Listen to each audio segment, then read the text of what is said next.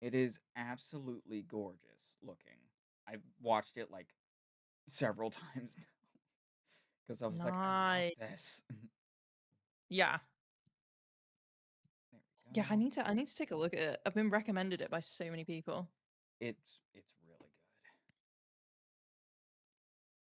I almost messed up here in my Is my mic excitement. okay, or are you getting some background noise in it? Hmm? Is my mic alright, or are you getting background noise in it, Oh by the no, way? you're good. Your mic is Okay, good. okay. Yeah, yeah. The mic is good, I promise. In fact, I think your Nice. mic is almost as clear as mine now. Nice, nice. We Cause love now, it. yeah, cause now I have a mic box, and then I also have soundproofing panels, which I'm super super happy about. Mm, very nice. Yeah, I was like, I need to upgrade my station a little bit. Yeah, I really need to do that, man. I need to put like a bunch of like sound foam up and shit. I've just not gotten around to it yet. It's kind of not worth it because I'm gonna move house again in a few months, so it's might That's as well just right. wait. Yeah, I would Yeah, I would say wait until you're in the new place. yeah. I feel like I might as well like because otherwise you gotta rip it down and then it's just Mm-hmm. like, yeah, there's no point. There's no point. Exactly. It's kind of just like, oh, ill. And now have Yeah. a whole bunch of crap to deal with. Great. All right, and then let me pull up chat on my phone so then I'm not looking away while I do all this self promo crap. Because we love doing that. Oh yes. I love having to go into like the almost 100 servers I'm in. I can't. I'm so fussy with Discord servers because I just can't. I get really overstimulated when there's too Mhm. many on there. So I like keep it really narrowed down and then just like generally have people on Twitter instead. You know what? That is very, very fair. What what I do is now I have it to where most of them are set to at like only mention at like at Yeah. so then I'm not bombarded with all these notifications every 5 minutes. Yeah, that's so fair. But I have so many friends that have so many servers, and I'm like, I need to be in all my friends' servers. I can't leave them behind. So fair. But how are you today? I don't think there's anybody in here yet. Yeah, I'm Actually, good. I'm you're in good. here. You're I'm here. here. I'm spying. Us. I'm here. I'm trying to actually drop the thing in my Discord so I can get people in there. Let me do this. Pull that in. But no, I'm good. I'm good. I just doing loads of admin at the moment, you know, just with the Mm-hmm. move. It's just like loads of admin. And then yeah, just been like baking. We made like a lemon cake today, which was real nice. Ooh. And I'll have that for dessert, which is super cool. And Oh, then and just chilling and if edit. if you need to eat on stream, feel free. I do it all Oh, it's all good. I will wait until the afterwards. time. Because my mic is really sensitive and it picks up all the food noises and it's Oh. just a nightmare. So I just don't do it because I'm like, we're not doing food eating ASMR right here. We are not doing the ASMR today. Get out of here. No, sir.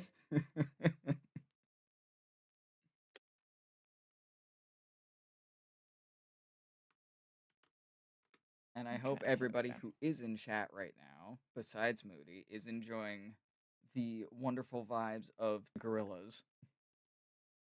Oh, yes. Like while I'm doing all this, I'm like bopping my head. I can't help it. The music compels me.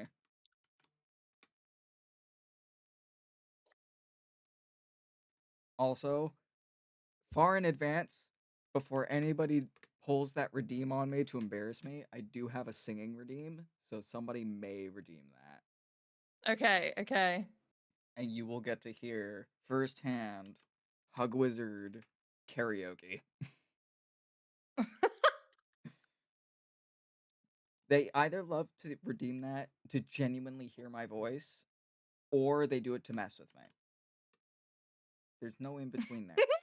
Always one or the other. I love it. Chat is devious. I love it. They really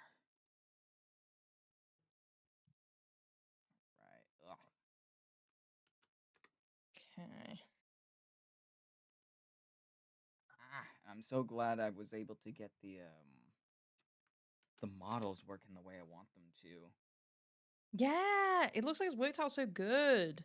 Yeah, because my biggest worry was you being behind the bar counter instead of in front of it. I've just pushed in the back. I'm stealing all the booze. Right? You've come in here during the day to unlock my booze pantry as I'm serving coffee to people. I love it. I love it. Right. Do-do-do. It'll be over soon. No, it'll be over soon. Yes. There's my girlfriend. There's Potato. Hey. Hi, hon.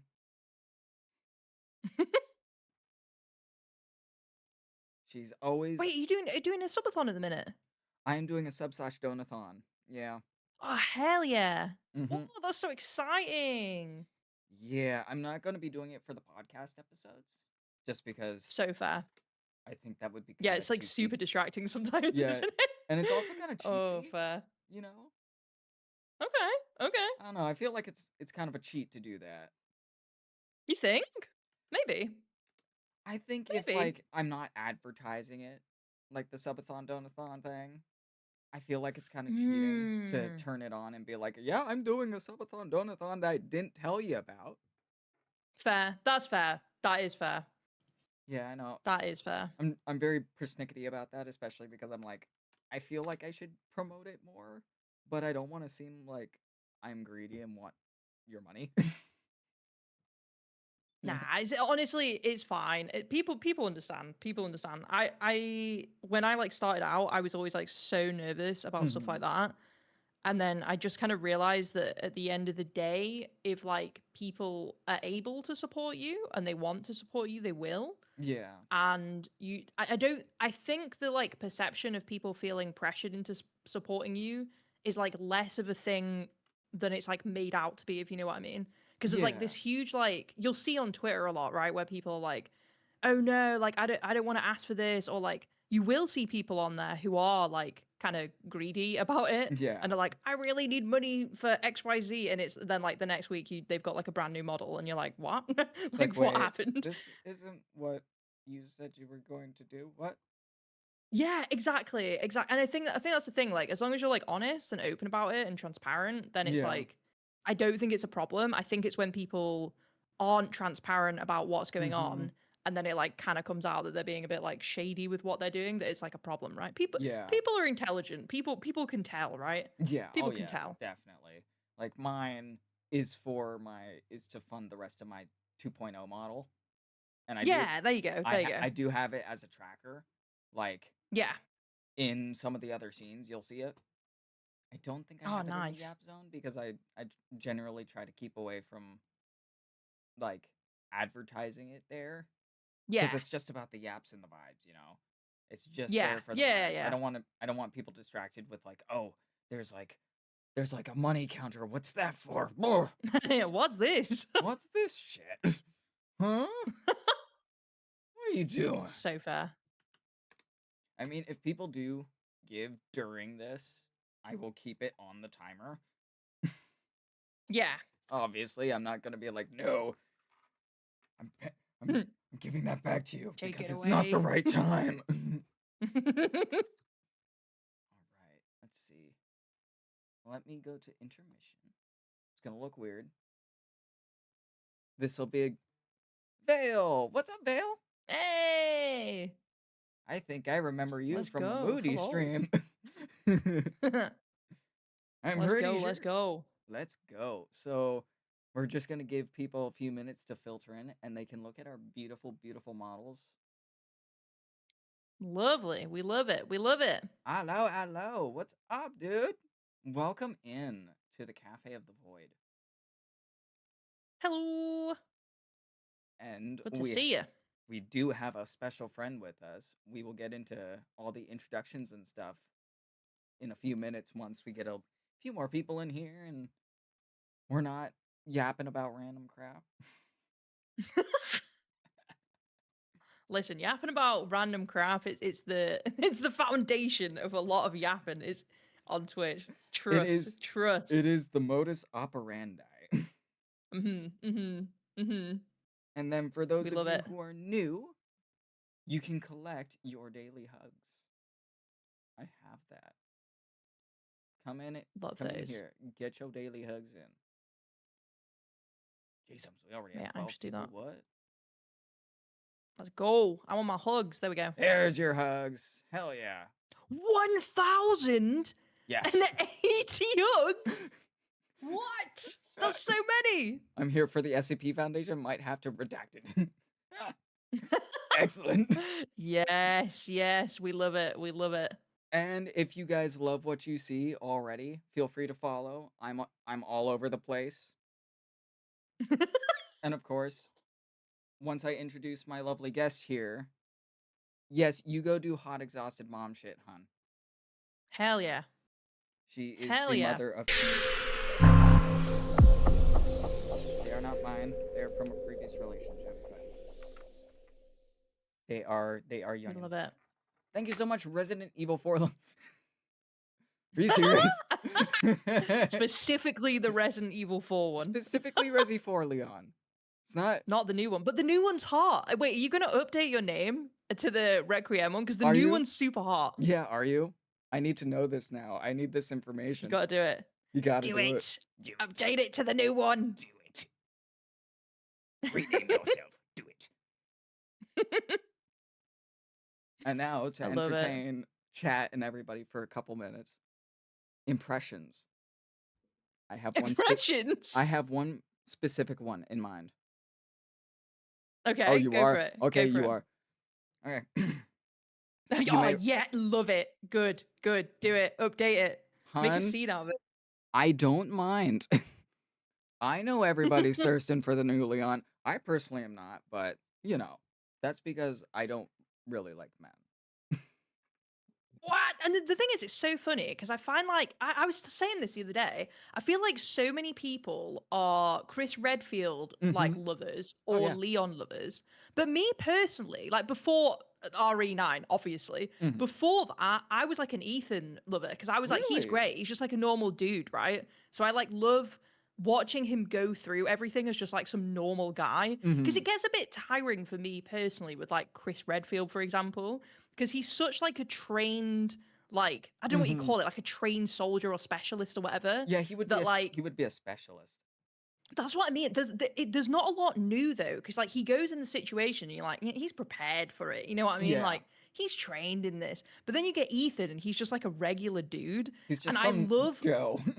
He's just some guy. He's just some guy that's like trying to find out what the hell's going on with his wife, Mm-hmm. and it's just like he is so much more relatable, I think, than all the other characters. Oh That yeah. that's why I like him the most. But then Leon's really hot in the new one, so you know I've kind of I'm coming around on it. I'm Well, coming around see, on it. Leon has that DILF energy going, where he's like, Yes. and he doesn't have like a dad bod. He's still like super muscular and stuff because obviously he's continuously training himself and he's Yeah. improving himself and he's keeping himself healthy.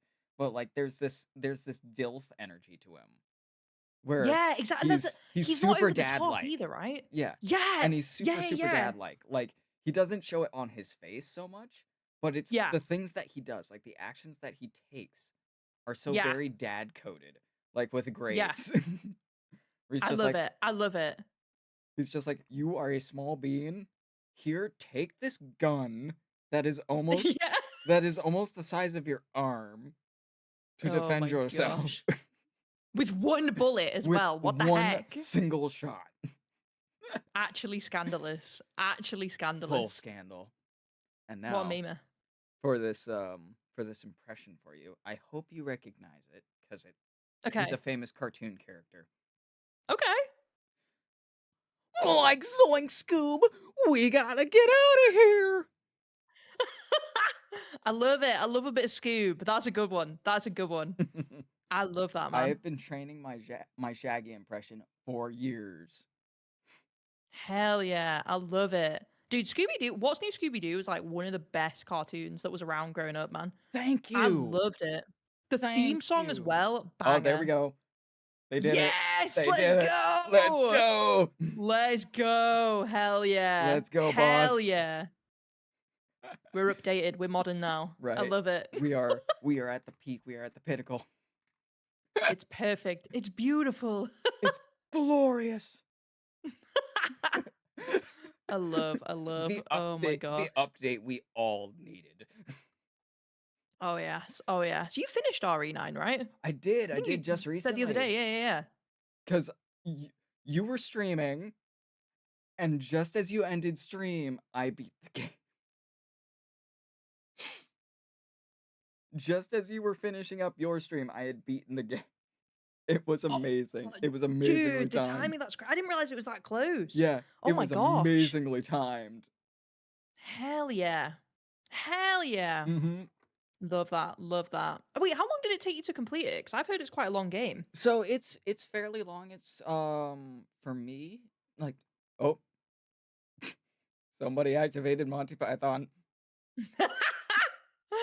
Dude, I love this film. Thank I love you. it. Thank you. Oh, 'Tis but a flesh wound. you lie, you pansy. I have a So few. good. I have a couple Monty Python redeems in there. Oh, There's hell yeah. yeah, there's that one. There's the Killer Rabbit section. Oh yeah, I remember that. Mm-hmm. Then there is, where is it? There's Tim, where they meet the Enchanter. There are some who Oh, call me nice. Tim. And then Wait, have you got the shrubbery? I don't have the shrubbery. That's the next one I want to do. No! That's the next one The I want to shrubbery's do. my favorite. That one is super, super funny, but I do have this one. Spanish Inquisition. I love it. Nobody expects the Spanish Inquisition.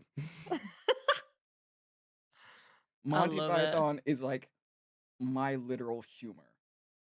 Nice, nice. I have such a dry sense of humor and such a literal sense of humor. That shit knocks me out every time. I am usually on the floor Hell laughing yeah. because of it. No matter how many times I see it either. Like, I love think it. besides that sketch, that repeating sketch, the Dead Parrot sketch is one of my absolute favorites. I don't think I've seen that one. What? Wait, you haven't seen the Dead Parrot sketch? Oh my goodness. No? So, I'll explain it briefly. Basically, dude bought a bird from a pet store, but it turns out that the bird, this parrot, is dead. And he goes back in to complain to the guy, and the guy keeps denying it for like minutes on end. He's just like, no, it's not dead, he's sleeping. What? Oh my god. I have a little. That's wild. I do have a little segment from it here. Let me get that. Passed on. Parrot is no more. Oh my gosh. I had on its maker. Meet parrot. Stiff. Reft of life. Oh my gosh. Pushing up the daisies. That is wild. The ex-parrot. Oh, gets me every time. Oh. Hydrate or dihydrate. Ugh. Luckily for me, it is 9:22 in the morning. I have liquid death energy. Because I can't drink regular like soda or energy drinks anymore. Oh no. Because you know what? Actually, same. Yeah, because I got a kidney stone. Oh no, dude, that's rough. That's rough. I feel for you, man. It was a nightmare. So I've been avoiding like super sugary drinks and super like sodium, like heavy sodium and sugary snacks. Yes, hon. Oh, sodium as well. Sodium. Because sodium mixed with sugar is the leading cause for most kidney stones.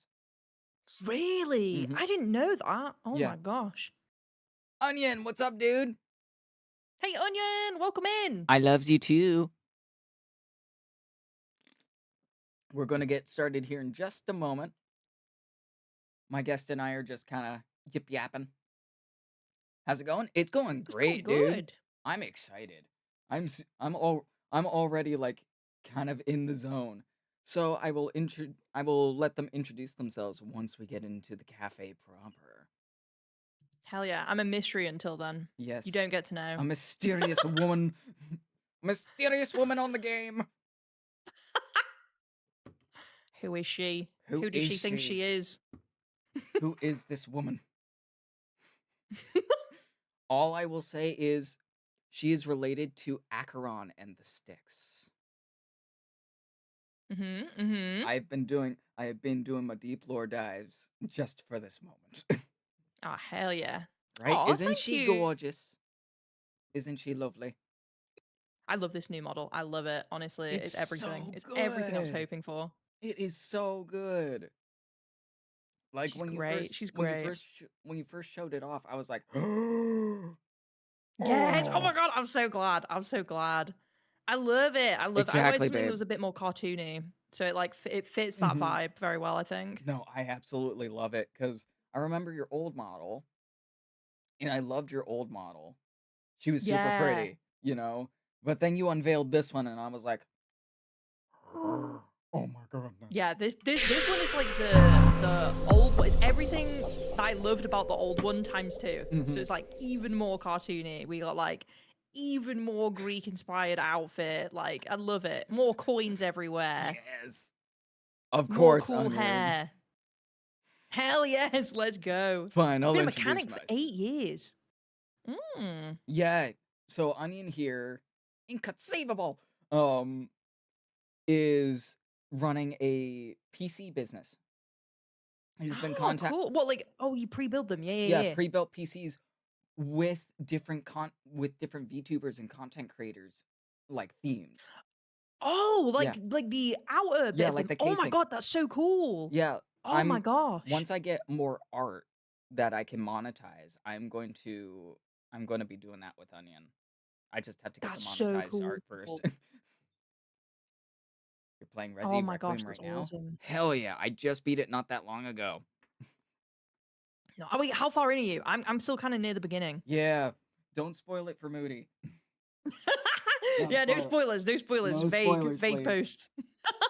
I, because while you were playing it, I was trying my best not to spoil anything for you. I was Dude, like, it's so hard, isn't it? it's It's so so hard. hard because I was just like, oh, I could tell her about this. She could be doing Yeah. this. But I was like, no, resist. Yeah, hold back, hold it hold, in. hold it in. Don't do it. It's so tough. It's so tough. Oh It's my gosh. it's Oh, so you're hard. speed running it. What, you're speed? Wait, so you Ooh, completed it already? ooh, That's speedrunner. mad. We got a speedrunner. Hi, Eve. Let's go. Afternoon. Hello. Yeah, get Welcome your in. hugs. 700 hugs. Oh my Mm-hmm. god, that's crazy. Mm-hmm. Oh my gosh. There are some people who have been here for a long time. Wait, so how long have you been streaming for? I have been streaming for about, as of this year, about 12 years. 12 years? Mm-hmm. Oh my. I think that's the longest I've ever heard of someone streaming. Yep. That's wild. I started back Oh my gosh. was first going through community college, and I got really Yeah. attached to it. I used to be a flesh tuber. Oh, no Mm-hmm. way. Right. Wait, so how long ago did you become a VTuber then? And what made you want to become a VTuber? About, let me think, 2 years ago now. Oh, damn. So kind of recently then. Mm-hmm. I started like late 2014, like 2024. Yeah, Yeah. because that's when I got this guy, this pre-built customizable. And my new model Wait, this is is a custom? it is. I had no idea. Mm-hmm. Dude, this looks so good. Holy. See, this is why you should Damn. follow me, so then you can see all my Yes. shenanigans. Drop a follow. That's wild, man. But you know what? I'm actually really glad there's a lot more like male presenting Mm-hmm. VTuber customizable models because there was a period there, wasn't there, where it was just like Oh yeah, there was barely anything. I had a lot of friends who were like, oh, yeah. Oh, I think your mic went out. Moody, I think your mic went out. Yeah, it went out. oh There we go. dear. Now you're back. Wait, I'm back. You're back now. I'm back. Okay, it might be my internet. You know, that's a bit Yeah. that's a bit concerning. That's uh-oh.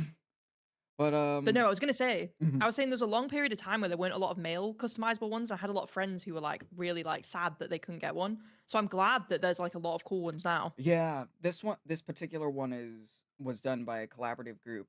But the lead guy's name is One Elmith. I'll spell it out. Oh, okay. Like Interesting. this. Interesting. Oh, Onion, best place to reach me is actually on Twitter. Mm-hmm. I'm actually not great on Discord. But if you message me on Twitter, I'll drop you a follow back. And Twitter is like the best place. I do most of my conversations on there. Yes, yes, yes. Make sure. Make Hell sure. yeah. Thank you so much. Mm-hmm. Mm-hmm. Move. Thank you. Aries Life 49, welcome in. Aries. Hey, Aries, let's go. Welcome, welcome. We got another Greek Hell related yeah. being in here. My Hell yeah. peoples. My peoples. Your peoples are coming in. I hope they enjoy. Let's switch over Hell to the yes. Yap Zone. Your Twitter DMs aren't open apparently. Yeah, I'm gonna follow you back. I have to follow you back. Let me find you. There we go. Get my nails. Yeah, I keep it that done. way because of scammers. You know what? That is so. Gotta be careful. Yeah, there you go. I've got you. I got you. Got you. There's Onion. There's There the we lad. go. Hell yeah. What is up, Oh, Aries? love the nails. Thank Gorgeous. you. My friend and actually the person who's going to be my new model mama, Sketchy Raven, is the one that made these for me. Gorgeous. Yes. All right, We love. everybody. Let's get this started proper. So, first off, my name is the Hug Wizard. For those of you who don't know me, who are from Moody's side of things, I am an Eldritch Elder God VTuber with a penchant for silliness and shenanigans. I do a lot of variety streaming, so every stream is something different. Though I am doing a long running Resident Evil series right now, and now Nice. this my newest series, Cafe of the Void, a podcast series where I bring on different VTubers and content creators from all over the place, and we just yap and we vibe and we hang out, man. Beautiful. And for this very first premiere episode, I have brought on my friend and delightful being, Moody Charon. Hello, hello everybody. I am Moody. I am a horror creator. I'm a massive scaredy cat and a certified goober. I'm a huge SCP lover, nostalgic yapper, and also your go-to for like horror games from like a noob perspective. Because I'm kind of new to horror games. I like horror stuff, but I'm kind of new to horror games. But yeah, it's an absolute pleasure to be here today. Thank you so much for having me. Of course, of course. And first and foremost, my one of the biggest questions that I've had ever since I met you and started interacting with you was, why Charon? Yes. Okay. I'll keep this story short Mhm. because it's kind of a long story. So, I over the past like I guess it's the past couple of years now. Maybe it was a couple of years ago actually. Hey Eprios, how you doing? What Welcome is on in. up? Welcome in. What is up, Eprios? Or is it Hello. Hello. Epyros? Is it I've never asked you actually. I thought Eprios? Epiros. But we'll let Moody keep going because she was going to explain her theming here. Oh, Mike. The mic peaked again. We can hear nothing. There we go. Now you're back. Okay, there we go. My origin story is that I had a few medical things going on over the last few years, and it didn't go super well. Lost two organs, you know Woo. how it goes. But during that process, I kind of felt like I met the fairy lady a few times. And I felt very attached to it. And I loved Greek mythology from my childhood. And I love things that are kind of a little bit creepy and macabre and things like that.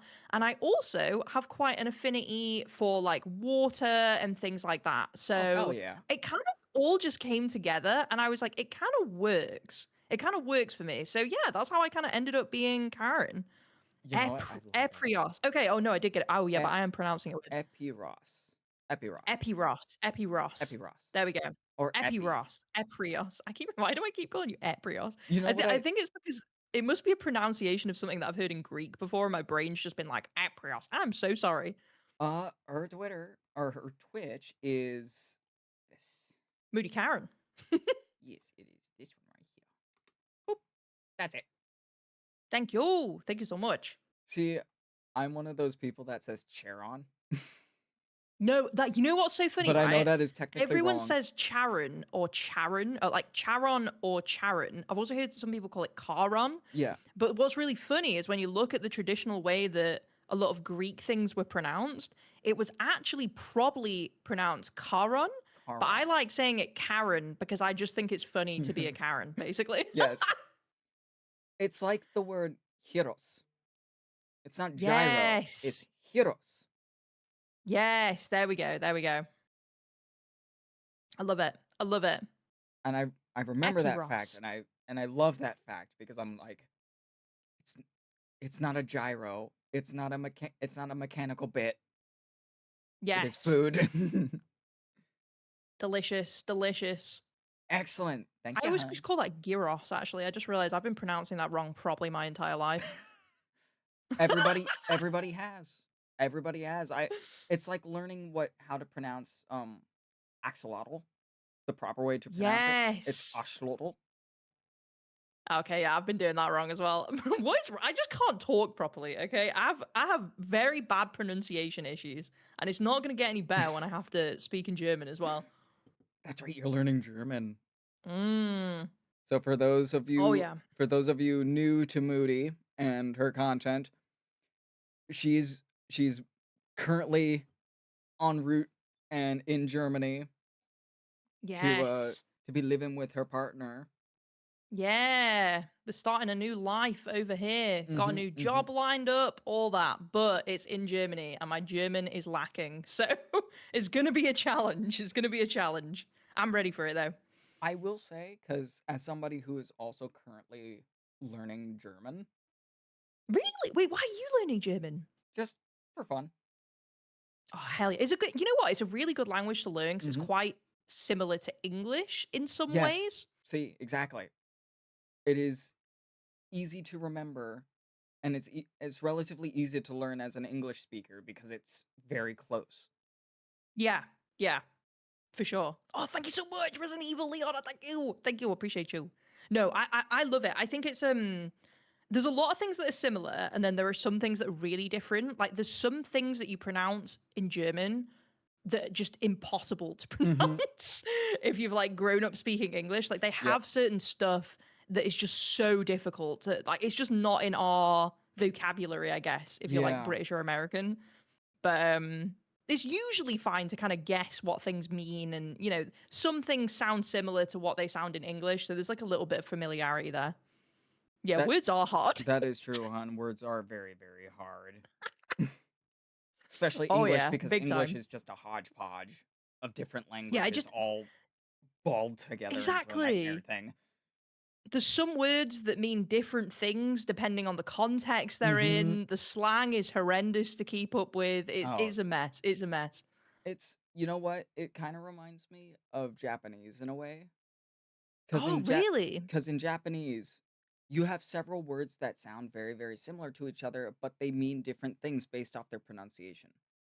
Oh Everybody no, I would mess that up so bad. everybody knows the word kawaii, which means Yeah, cute, yeah, yeah, yeah. but its sister word is kawaii, which Oh means no. scary. Oh no.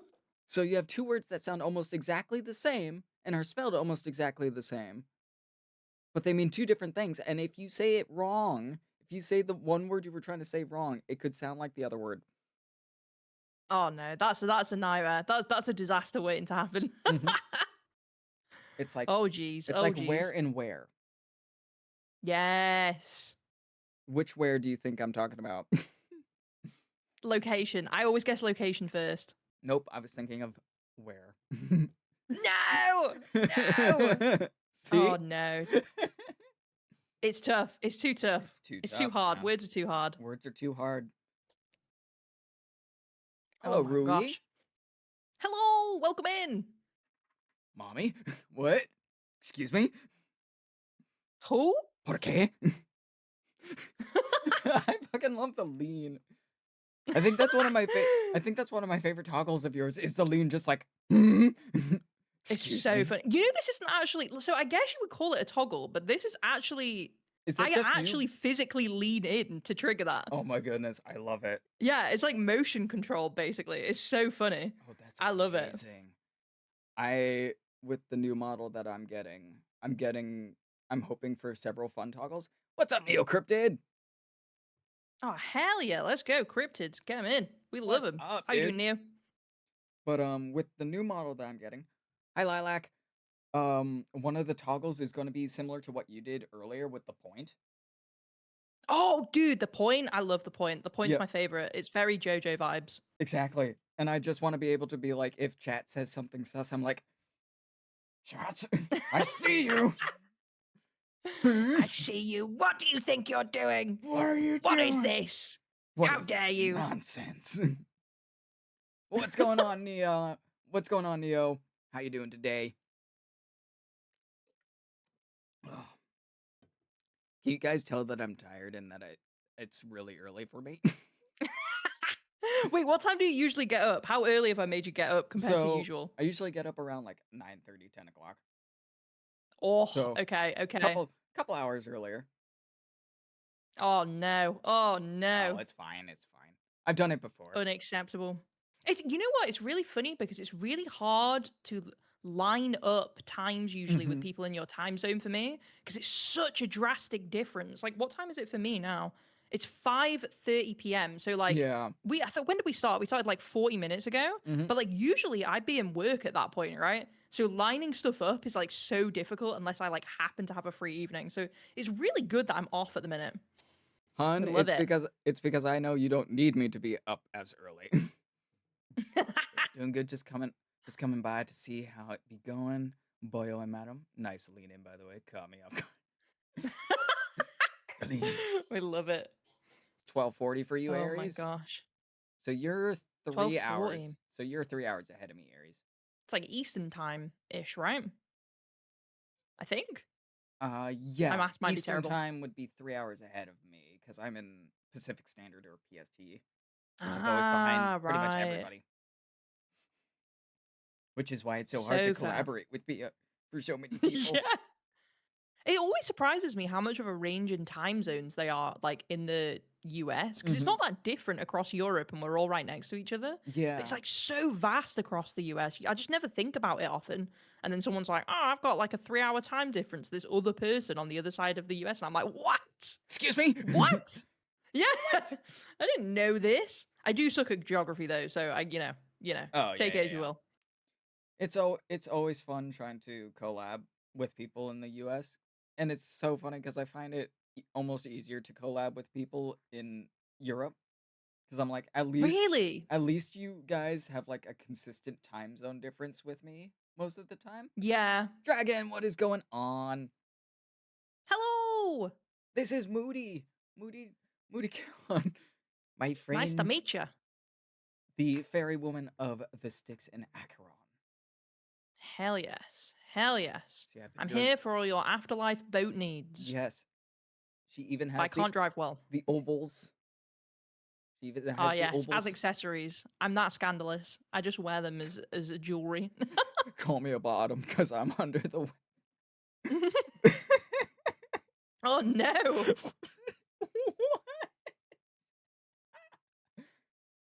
Oh my goodness! What? What is that? That. Oh jeez. Oh. Oh jeez. Oh my goodness! That's too funny. Oh my gosh, thank you so much, Neo. Appreciate it. Appreciate it. It's Hell really yeah! sweet of you. Yeah, everybody go follow Moody. Don't follow me. Just follow Moody. Moody's the one that deserves No, it all. follow you. Follow Matt. both of us at the same time. And if you don't press the button at the same time, we'll know. Exactly. I We'll mean, know, okay? I would point at you, Moody, but I can't. But you're not following me. How dare you? Just kidding. Wait, am I? Oh my god, No, you're fuck, not. I am not. What the You're fuck? not. Wow, that's rude. That's fucking rude. I can't believe Unbelievable. my own collab partner doesn't follow me. That's fucking scandalous, bro. I Scandalous. swear I followed you when you like came in my chat. I fucking swear I did. Oh my god, You know what? scandalous. You know what happens? It's Twitch. Twitch does Is this it? thing. Yeah, Twitch does this thing where sometimes, even though you think you've pressed the button, it will unfollow you. Yeah. No. I've had to go back and, like, follow people that I knew I had followed previously because it would just almost instantly boot me from following them for whatever reason. Wait, why? I don't understand though. Why are they doing that? It doesn't make any sense. You think I know? Because I always think it's me. Because I've had this happen once or twice before. Mhm. And you know, sometimes, I don't know if you guys know this, anyone in the chat, sometimes when you go in your following menu to see like who you're following, it has that little heart icon that you can kind of see at the bottom of the Mhm. stream here, Mhm. but it's in a really tiny box. And in Yeah. my brain, I always think I've messed it up because I've clicked it twice or something. Because I'm usually Yes. like on my phone or stuff when I'm doing that. But Mhm. then Mhm. sometimes it's like, no, I've definitely not done that because I've done it on PC and it should be working. That's fucking scandalous though that Twitch is doing that. Yeah, no, it What the is. heck? It has legit kicked me from several friends' following lists for That's no ridiculous. reason. And also, guys, remember, Unacceptable. for both Moody and I, if you want to keep up with the streams, but you're not following either of us on Twitter, make sure that when you do follow, you click the little bell and you switch your notification alerts to always. Because it will Oh, automatically hell yeah. do the personalized notifications thing, which I find is probably one of the stupidest fucking things they've ever implemented. Really? Because the personalized one will not alert me to about a good 60% of the people I follow. What? Yeah. What is the point? Why? So the personalized thing is supposed to alert you to the people that you watch the most, right? Oh, Like right. that's the idea behind it is it's pushing the people that you watch the most to the top and then everybody else kind of gets pushed lower because you're not watching them as much.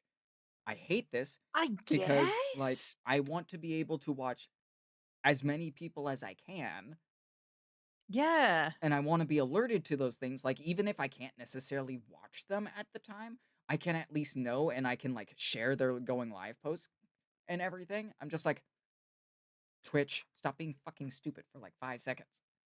You're Yeah, it's ruining like everything. sometimes as well, you'll be like watching someone stream, but you know it's going to finish soon. And then, like, it's Mhm. good to have that notification pop up because then it's like, oh, I can go and hop in this person's stream afterwards Exactly. because, Like like, it like we're finishing soon, sort of thing. mhm. Like I want to raid all these different people, obviously of varying different sizes because I follow it like a huge variety at this point. I'm just Yeah. like, okay, who's on right now? Wait, they're almost finished. Why wasn't I alerted to them? And then I'll look at my thing and I'll be like, "Oh, it's because personalized notifications. They were kicked to the bottom of my tier list That's essentially." so bad. No. Thank you for the hydrate or dihydrate. Scandalous. Let's go. Thank you. Carrie was a name I gave to a metaphoric carry. I can't read. Carry on character. Also, she's a flaming lesbian for someone called River. That's hot. That's Yes, hot. We right? love that. Mm. Also, Moody's model is fire. Fuck yeah, it Thank is. you. Thank you for Literally as getting well. your daily hugs, Dragon. Remember, everybody, I give daily hugs. Every stream, you get hugs. For free. For For free. free. And I even have a command. Watch this. Let's do it with Moody. Get hugged. Oh, hell yeah. Hell yeah. Let's go. And I have all Hell sorts of yeah. other silly redeems and commands and things. And if you want Moody to participate in any of these, just tell us in the chat. You don't have Yeah, to. I have no idea what's coming up. I have all I sorts of have fun no ones. clue. I have all sorts of fun ones. Mostly pertaining to me doing like push-ups and sit-ups. Oh my gosh. Mhm. Oh my gosh. My chat makes me work out. I mean, it's not a bad thing. It really isn't. Good to stretch. Well, Dragon, I've revealed this in a couple other streams, but guess what? I am going to a con next Oh, week. how exciting. Yeah, and Next week. Oh next my week, gosh.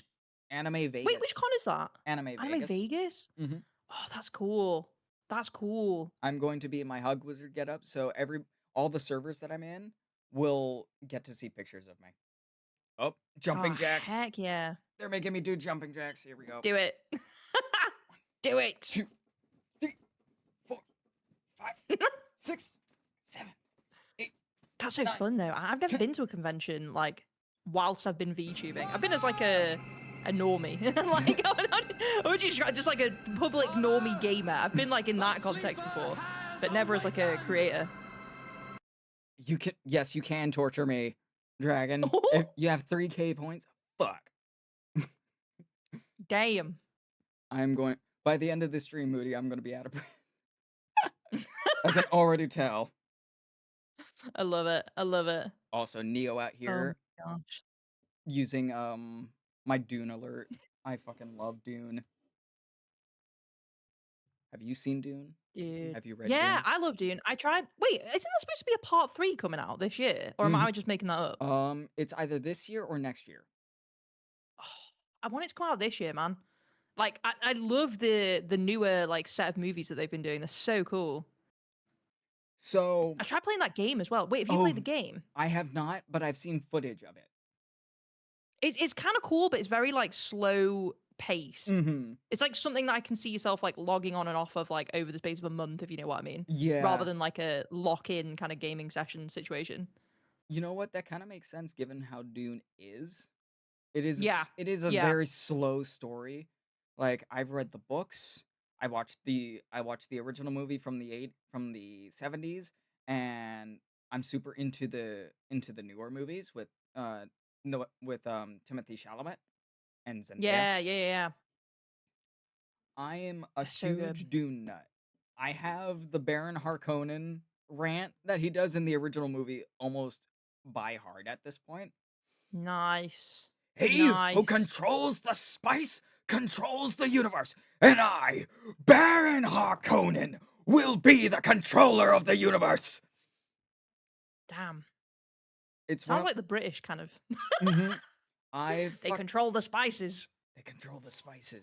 Well, I mean, he's not wrong, because if you control the spice, if you control the production of spice, you do, in essence, control the universe, because it's a drug, but it's also the means of traveling through space. It's how they get around. It's how they do hyper speeds and stuff. So if you control the spice, if you control that production, you control everything. Exactly. Damn. The spice literally gives superpowers and stuff. Exactly. If you consume enough spice. And this is kind of a spoiler. I don't think they're going to be bringing it up in the movies. I don't think they're going to be going this far into it. But Atreides, or not Atreides. I'm thinking of God of War now. But Paul. Well, his last name is Atreides, but Paul, by the end of the series, or at least the end of his arc, because then it goes a little bit further with his kids. By the end of his arc, he's a giant god space worm. What the heck? Yeah, he literally gets What? Because of how much spice he consumes, he literally becomes the god emperor worm. He is a giant. Okay, now I want that in the movies. Like, can we have that in, please? I want to see a giant sandworm with Timothy Chalamet's face plastered on it. Give that to me. Oh gosh. Give it to me, please. Oh, it's gonna be so horrendous. It is going to be a nightmare fuel, and I'm going to be all here for it. Hell yes. Do it. The people on the planet have the special eyes from all the spice. Yes. So those on Arrakis have their special sight because of the spice, but they're immune to most of its effects because they've been living on the planet for generations and generations, so they have a built-in immunity. Eve, thank you so much for the 3 months. Oh my goodness. Oh my gosh, 3 months hello. anniversary. You know what we should have done? Just so people could follow you easier? Shared chat. Oh my god, yeah. We can still do that if you want. Yeah, let me pull that up. Yeah, let me do that. I forgot about that. Dude, I always forget about it. It's such a good feature, but it's like, I just forget about it every time. I'm like, oh god, I'm stupid. I forgot. I just realized because it's kind of new, isn't it? Here we go. Stream together. Moody isn't live, but you can do stream together regardless. Yeah, you can do it off. That's the cool thing about it. You can do it offline, And then anyone who goes on my channel from my audience while we're live here, it'll like show up as the like on the homepage is like the stream that you see. It'll do that, which is pretty neat. Yeah, it's super cool. Pretty neat. And let me get back Pretty cool. to you. There you are. And there is Technology, eh? technology. There's the link. So we're all good to go. Thank you. You're welcome. But yes, Moody does really cool content, Dragon. Like, super cool content. Between like I'm a nerd. the silly horror game stuff that I have been able to witness. Like recently you did Man of Medan. Yes. Oh my god, that was so fun. That was so much fun to watch, especially with some of the spooks. Yes. Oh, I get scared so easily. It's ridiculous. And what's funny as well is like most people that you like maybe see using a heart rate monitor, most people when they get scared, their heart rate goes up. For me, that doesn't happen. My heart rate goes up when I get angry. So I get like angry at the scares and then it'll shoot up. But when I'm scared, it just doesn't for some reason. It's so weird. That is so funny. The next Mercaplur. Are you saying Moody is the next Mercaplur? Oh my god. Moodiplier. Moodiplier. Yes. No. I at some point I'm going to commission this as like a little gift to you. You oh my and gosh. like a Markiplier fit. Oh hell yeah. Hell yeah. I You and love like it. you and like the Markiplier fit. Like with the little webcam, the little webcam box. Like pointing at something or getting freaked out by something in the game. I need this to happen now. I love it. Markham. That is diabolical. Oh my gosh. Dragon. You are something else, I swear. I love my chat so much. Y'all are just as unhinged as I am. Limited power.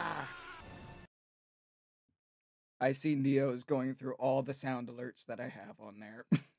Oh, hell yeah. Spam him. I have, no, don't do that. Please don't. There's a lot of them. And it would completely override us.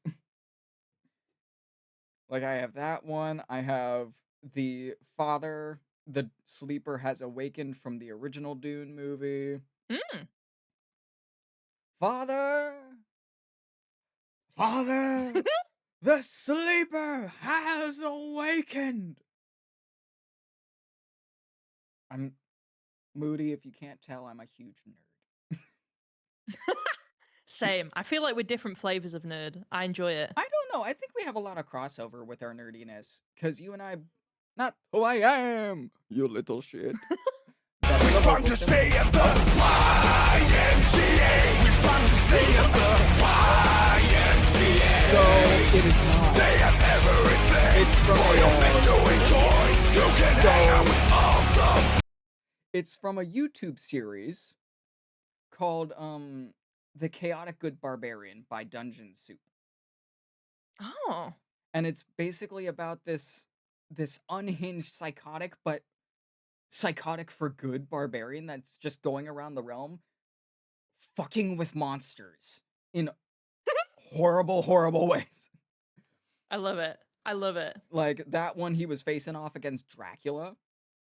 And he's just he's sitting there in the suit of armor while Dracula's monologuing. And at one point, Dracula goes, "Do you know not who I am, you little shit?" Oh my god.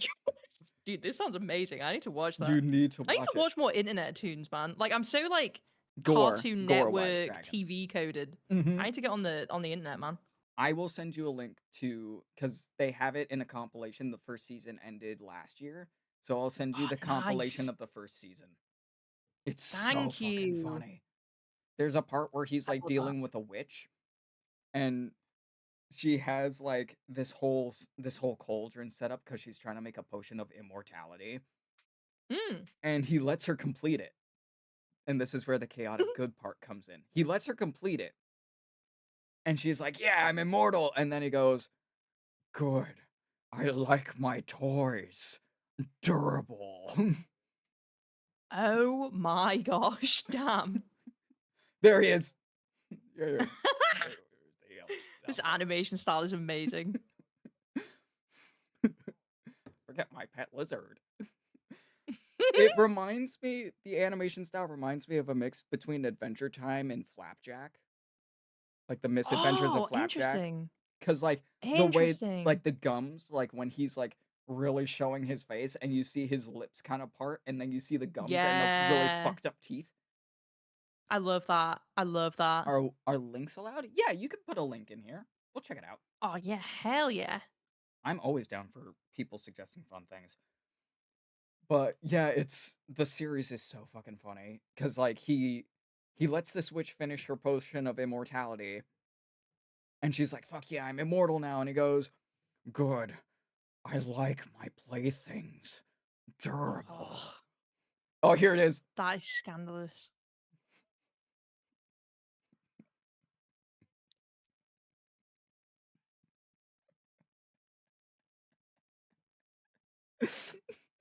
Oh my gosh.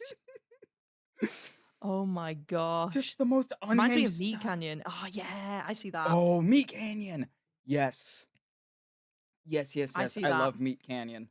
Meat Canyon is so So good. gross. It's great. so nasty, but it's so good. The Lemon Men, yes. Mhm. Oh my god, I love them so much. Oh my goodness. Okay, I'm gonna pin this so I remember the link for later. Yes. Because I Thank know I'll you. forget. I'm so bad with my memory sometimes where I'm just like, oh god, what am I doing again? Yeah, I'm so if it's not written down, I'm gonna forget it. But yeah, like definitely series like that, they get me every time. What is up, water flavored Cheetos? Sup, twin? Hello. What's good, Cheetos? Water flavored. What would that taste like? Oh, now I'm I feel curious. like yeah, I feel like it tastes like cardboard. Like soggy cardboard. Yeah. Oh, that is Oh. not a texture that I want to experience. No, that sounds nightmarish. That sounds like a texture hell. For those of you unaware, I am hypersensitive. So my eating restrictions are very, very high. Oh, really? Mm-hmm. And I mentioned this in your chat, but I'm also allergic to meat. Yeah, yeah, I remember that. Mm-hmm. We don't That's so know wild. we don't know what causes it, but it can be fairly common in neurodivergent people. Fairly common. Wait, really? There's a Yeah. connection? Oh my gosh. Because it's connected to hypersensitivity. I just have it on the extreme end where Mm. I wouldn't necessarily die if I ate meat, but I would become Yeah. so violently ill, it would feel like death. Oh, so you just can't process it. Like your body just can't process Can't- the enzymes and stuff. Oh my That's gosh. right. It's like how humans, after a certain point in age, can't process cow's milk. Fun fact. As an adult, you Yeah. should not I be mean, drinking cow's milk. apparently most humans can't process cow's milk, but we all just ignore it because it's so delicious. Mm-hmm. But see, when you're a baby, it's actually relatively fine because your body has the enzymes necessary to break down the milk. But as you grow older, you start to lose those enzymes. Which is why Yeah. most doctors will recommend that if you want a milk substitute, if you still want the experience of drinking milk, but without actual milk, go with almond milk. I just can't. It just doesn't taste the same to me. Mm-hmm. I mean, that's fair. The flavor's too different. See, that's me with almond milk. I can't stand almond milk for the fucking life of me. I just can't. I can't do it. Thal! Oh my gosh, Thal, hello, welcome in. Oh, is this one of our is this one of our crossover chatters? It may be. It may Because be. Thal's Let's been in my go. community for a couple months. Really? Oh Mhm. my god, that's awesome. Yep. That's so awesome. I fucking love I Thal. love it. Thal is awesome. Hell yeah. Plus their art is so fucking cool of their dragon sona. Yeah, sick. It's sick. Oh yeah, like lactase is technically a mutation, but lactose intolerant people will still love it enough to torture their gut. Oh yeah. Yeah, I mean, I'm me with lactose shaved intolerant. cheese. And I don't care. Me with You shaved cannot stop Parmesan, me. right? I Yeah, it's cannot like, be stopped. don't take my cheese away from me. Do Don't do not- it. Don't do it. Do not take my cheese. Or my ice cream. Oh my gosh. I've been lurking in both of yous for a while. See, that's what I thought. Hell yeah. Hell yeah. We Thal love it. being We love it. being double supportive. Hell yeah, We dude. appreciate you. We do. And remember, guys, if you want me to Yeah. change the music at any time, feel free to suggest things in the chat. I'm always willing to listen to new stuff. Because right now we're just listening to the Gorillas. All I need is a crossover between two streamers where I'm wholesome in one of their chats and absolutely not in the other. That is chaos. Oh my gosh. I mean, I love given it. how my chat can flip flop between being super sus and being super wholesome, it is possible with mine. Because I love it. go both ways. I'm a lewdsome streamer, so I do a lot of lewd content, Nice. but I'm also like super wholesome. Which Nice. We love it. Which is why I'm 18 plus. Remember this, guys. So valid. So valid. No. Thank you. Thank you so much, Mhm. Valadrin. That's so sweet. That's so sweet. I'm glad you like it. I'm glad you like it. Eve, you're not the only one that's being called out in this situation. I have numerous friends that I'm technically calling out here. In fact, one of them is going to be on this podcast Oh, this nice. Thursday. My second episode Nice. is this Thursday. Hell yeah. Who is it? Shout 'em out. Who you got coming on? So it's somebody that I don't think a whole lot of people know, which disappoints me greatly. But their name is Koku Duende. Nice. And so this is their name. Oh, yes, the ghost midriff is so cool. Yeah, it's so design. cool. It's see-through. It's great. Mm-hmm. It's so neat. And that's a throwback to the fact that I'm missing a bunch of organs as well. Right? It's that's great. That's something. As soon as you said that, I was like, I need to hear this. I need to hear this story. Before we dive into It's like so SCP funny. stuff, I need to hear this. Oh yes, oh yes. I kind of try and do that with my character a little bit. I try and have a bit of like IRL lore Mhm. mixed in with just like things I like, because I think it brings like the character to life a little bit more. It gives it like a bit more like flavor, Oh yeah. which I quite like. No, I agree. Oh, High Silence, dude. I'm googling this now. The design is gorgeous. Oh my gosh. By the way, Moody, I'm sending you a very special thing. Oh, it's the autism. Your autism flowing through my veins.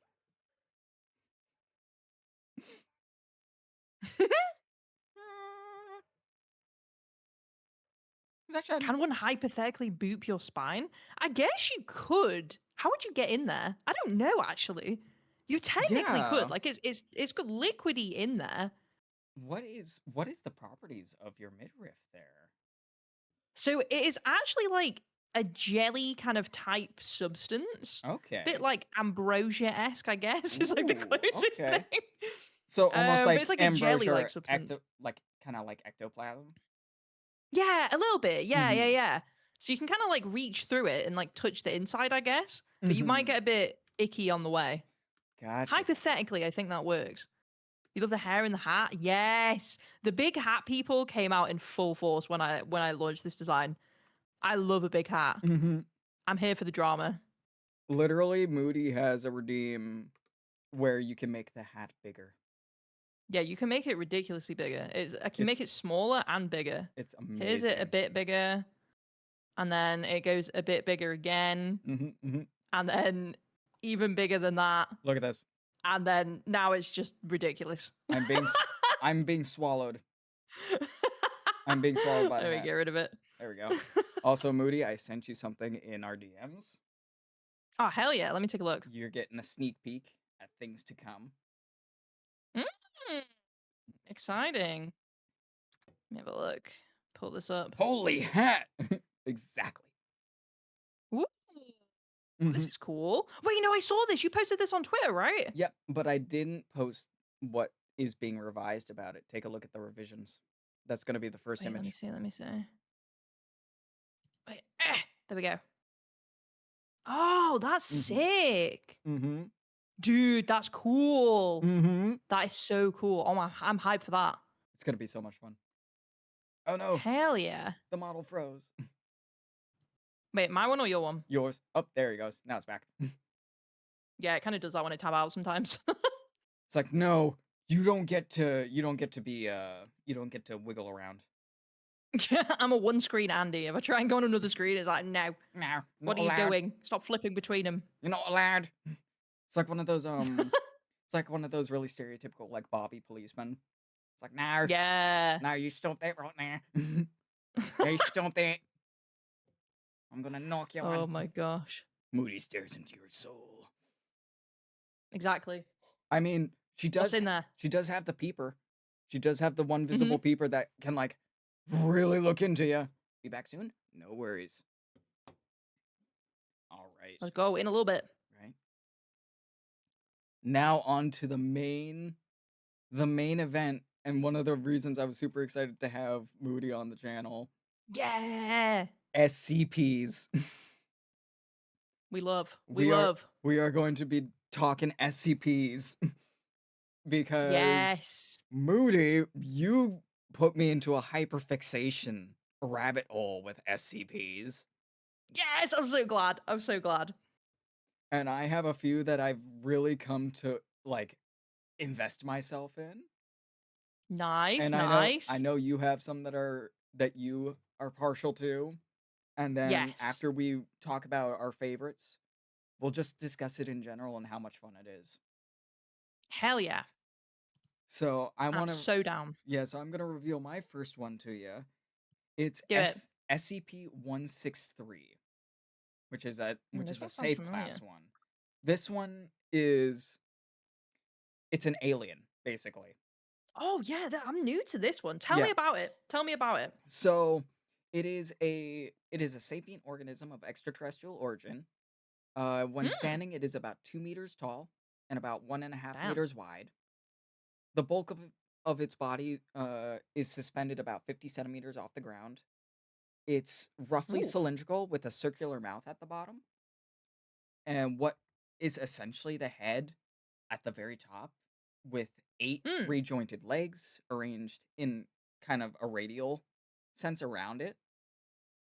Yeah. So it's like this weird circular looking thing. And then it has Oh. 2 prehensile feeding apparatuses on either side of its mouth. 2 arms near the top that are kind of like small and raggedy looking for delicate manipulations. Then it has 2 bigger Yeah. arms closer to the legs, which are much thicker and heavier. So they're good for like lifting Oh. and manipulating heavy objects, but they're also used as its self-defense mechanism. So Oh like damn. one of Is it hostile or is it like kind of No, friendly? it What's the vibe? it is considered a safe one because while Okay. it has these defensive appendages, it seems to be relatively inquisitive and kind. And it Okay. has a big curious vibe to it. All right, got a Yeah. biggity bounce, Neo. See you later, dude. You have a good one. In a bit. In a little bit. Yeah. But yeah, no, I like it so much because it reminds me so much of something from like H.P. Lovecraft. Where Oh, yeah, I can see that. Yeah, it Yeah. reminds me of like one of the elder things, like the way the elder things are described, where it's kind of almost like the starfish-like creature Yeah. with the big wings and then like all the tentacles and stuff. Whereas this guy is considered safe and kind of just he's a generally chill alien dude. The elder things are just these sadistic scientists. Oh my gosh. Like, I love that. I are you love that. are you super familiar with Lovecraft? Like Lovecraft stuff? A little bit. A Mhm. little bit. I'm kind of I know the vibe and I know like the generalization of it, but Hi, I don't know a Alice. lot of the details. Mm-hmm. Hello. So, Alice, this is my friend and guest today, Hello, Moody hello. Charon, the delightful fairy woman of the River Styx and the Acheron. Hell yeah, lovely to meet you. That Alice is one of my longtime viewers.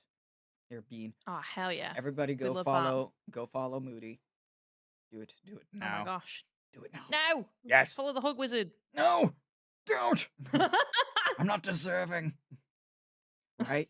I am She- not worthy. I'm not worthy. She is gorgeous. Thank you. Look at Thank you. this. Thank you. Thank you But so much. That's so sweet. well, that's because you're amazing. Shush. Aw. Hmm. Aw. Thank you. Thank you. So are you. So are you. You're so kind. Oh, thank you. I get embarrassed with compliments. I'm one I of know, those I'm so people that awful with them. I can't take a compliment. I can dish them for sure, but I can't take them. I'm like, I'm no! the same. I'm so the same. Like, It's so no! funny. You because you're good mates with him and Dead Commander as well, right? Mhm. Yes, I fucking It's love so Undead. funny. He is the most like complimentary person ever, and I am so bad with compliments. I And he'll know. just be like, "You know what, man? You did this and this, and I fucking love this." And I'll be like, "Thank you. I don't know what to thank say. you. Help!" Help me! You're complimenting me It's too much. I so can't funny. do it. Stop! It's too much. It's too much. Oh my gosh, it's funny. I swear he does it on purpose Oh sometimes. no, he does it intentionally. He came into my 1K celebration last month, and we were talking. Congrats, by the way. Thank you. I'm almost at, I think, 1.2 now since Hmm. that happened. I'm freaking out because I'm like, why are people perceiving me? I don't wish to be perceived. We love it. Deserved. No. Deserved. No. Stop! Stop. Stop! Don't Get perceive back! me. No. But it's like, he came in because he was a guest on that. He was one of the guest content guest voices for that. And he was like, "You motherfucker, I'm going to support you. I'm going to give you all the love. You are not allowed to not be unloved." I was like, "Fuck." And then he No. proceeded to drop $50. I Damn, was that's just like, crazy. it's just like, dude. And then I started to cry. Aw. Because you'll get me, if you get me like super, super like flustered, I will start to cry. I'm very, very Aw. emotional. I am one of those Damn, people we where I love just it. like, I get super, super, super emotional, especially when people are kind to me. I'm just like, I don't know how to handle this. Help. Don't make me cry. No, I'm the same. I struggle so bad, dude. But Struggling. struggling. But what's like one of your favorite SCPs? I want to know. I have quite a few. Have you heard of the Infinite Pizza Box? Yes. I think that's one of my favorites. So for context for anyone who doesn't know what the Infinite Pizza Box is, it's basically an SCP, which is an empty pizza box, but whoever like touches it, it creates the pizza that you like, you want the most, that you like have in your mind, basically.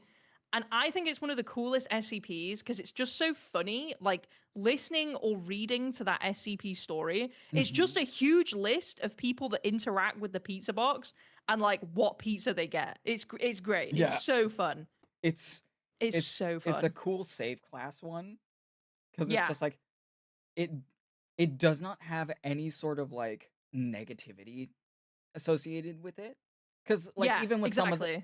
some of the save class ones, there is some sort of almost negative. Like they're not always Yeah. like a bad negative, but sometimes it's just like, oh, this object, even though it's typically safe, can get moody at times. And it'll Yeah, just refuse exactly. to do anything, or it will refuse to talk. Yeah. No, 100%. 100%. But This one's just like, I think the only negative thing they have in the file about it is the fact that everyone keeps eating the pizza and they're getting a bit too chubby. Yep. They're getting unhealthy because they keep eating the because pizza. they keep eating the pizza. It's great. It's such a fun one. The pizza box goes well with the coffee machine. Except the thing with the coffee machine is the coffee machine steals stuff. It doesn't. Yeah, that's true. It like the pizza box just randomly materializes pizza. It's not taking it Just from spawns another. in. It just spawns in. It's not taking it from another location. Whereas the coffee machine is literally taking things from another location.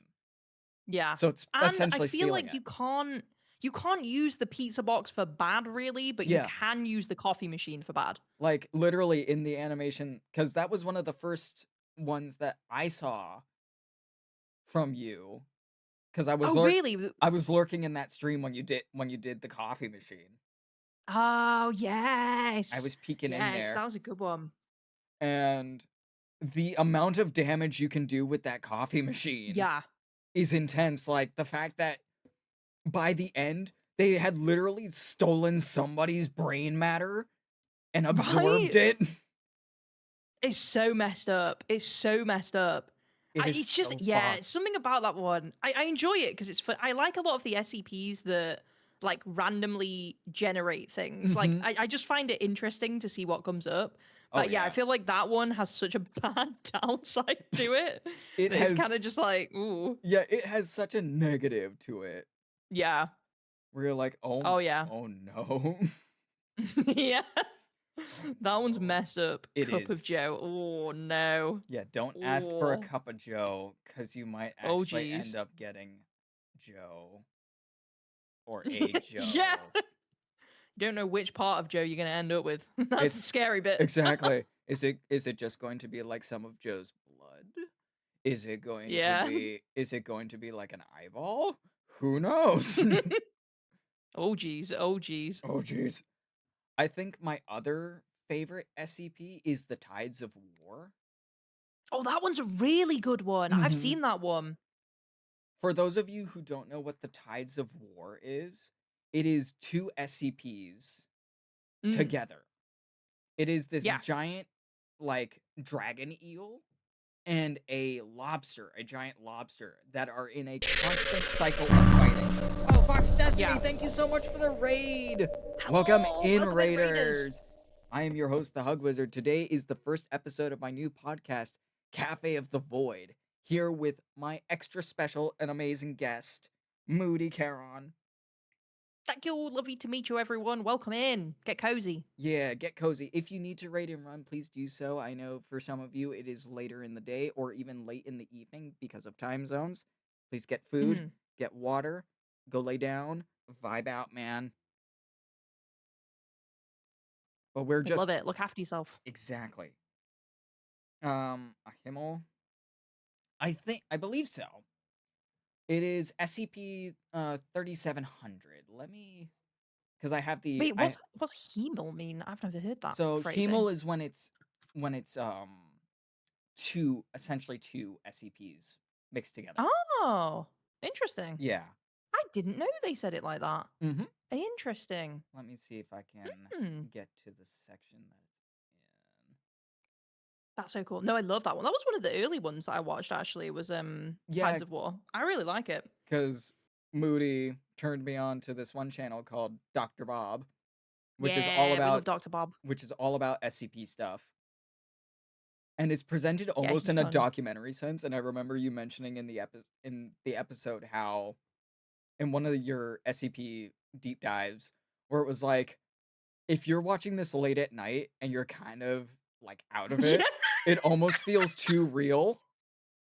Yeah. Oh yeah. It It's was like it's so confusing. If you don't know what an SCP is and you watch it for the first time and you like watch one of the videos, you'll be sitting there like, is this like based on something that's real or is this made up? Like there's been so many SCPs that I've watched like way Mhm. too late at night and I've just been like, what am I watching? You know Is what this it real is? or not? It is a Heimel class SCP, by the way. But Ah. you know where it was? It was with the not deer. It was Yes, the I remember it was that. your deep dive into it was like that hour-long episode that you did, the first one that you ever Yeah. did, and one of the subjects was Yeah. the not deer. And it That and one was the so confusing. and the style of the not deer segment was like essentially a still form documentary. Yeah, yeah, And I agree with you because you made a point in that where it was stimulating, but it wasn't stimulating enough because yeah, there wasn't really any sort of like footage or anything. yeah, It was just exactly. stills. And I don't mind that like if I'm doing something else. Like Yeah, if no, it's I'm good background yeah, material. exactly. Like if I'm doing something else that like I'll even watch the animated ones in the background as kind of Yeah, background noise because you don't always necessarily need to watch it. But yeah. with specifically with videos like that, thank you for the lurk, Fox. I appreciate you so much. But Heck yeah. I love using ones like that. Undead, look who's coming. We were just talking about you. We were talking Look who about it you, is. you supportive motherfucker. I'm coming for you. One day I'm going to dish back what you've given to me. Take it back. You sly son of a bitch. And you keep doing this. We You keep sneaking love in. it. You keep sneaking in here and you do shit like that. You're gonna make me cry again. I know it. You were Yeah. just talking about you? Yeah, Yeah, because we were talking about our we would mutual chat love for shit. you. We were talking about our Yeah, mutual no. love for you while ribbing on you a little. Oh my gosh. Homotensiony. Dragon, I've lit one of my oldest friends, by the way, for just a little side tangent here. I've known them for about 26 years. Damn. Oh my gosh. Mm-hmm. We have Wait, how ballpark, how old are you, if you don't mind ballparking? Oh, I don't even need to ballpark. Most people know I'm 31. Oh, but what? That's Yep. like most of your life then. Oh my gosh. Mm-hmm. We've known each other since fucking like kindergarten. Damn. Like a That's little wild. a little past pre-K, you know? Yeah. But Damn. we've known each other so long, we have this relationship where if we're on call together, especially if I'm streaming and he's on call with me, we will start gay baiting everybody.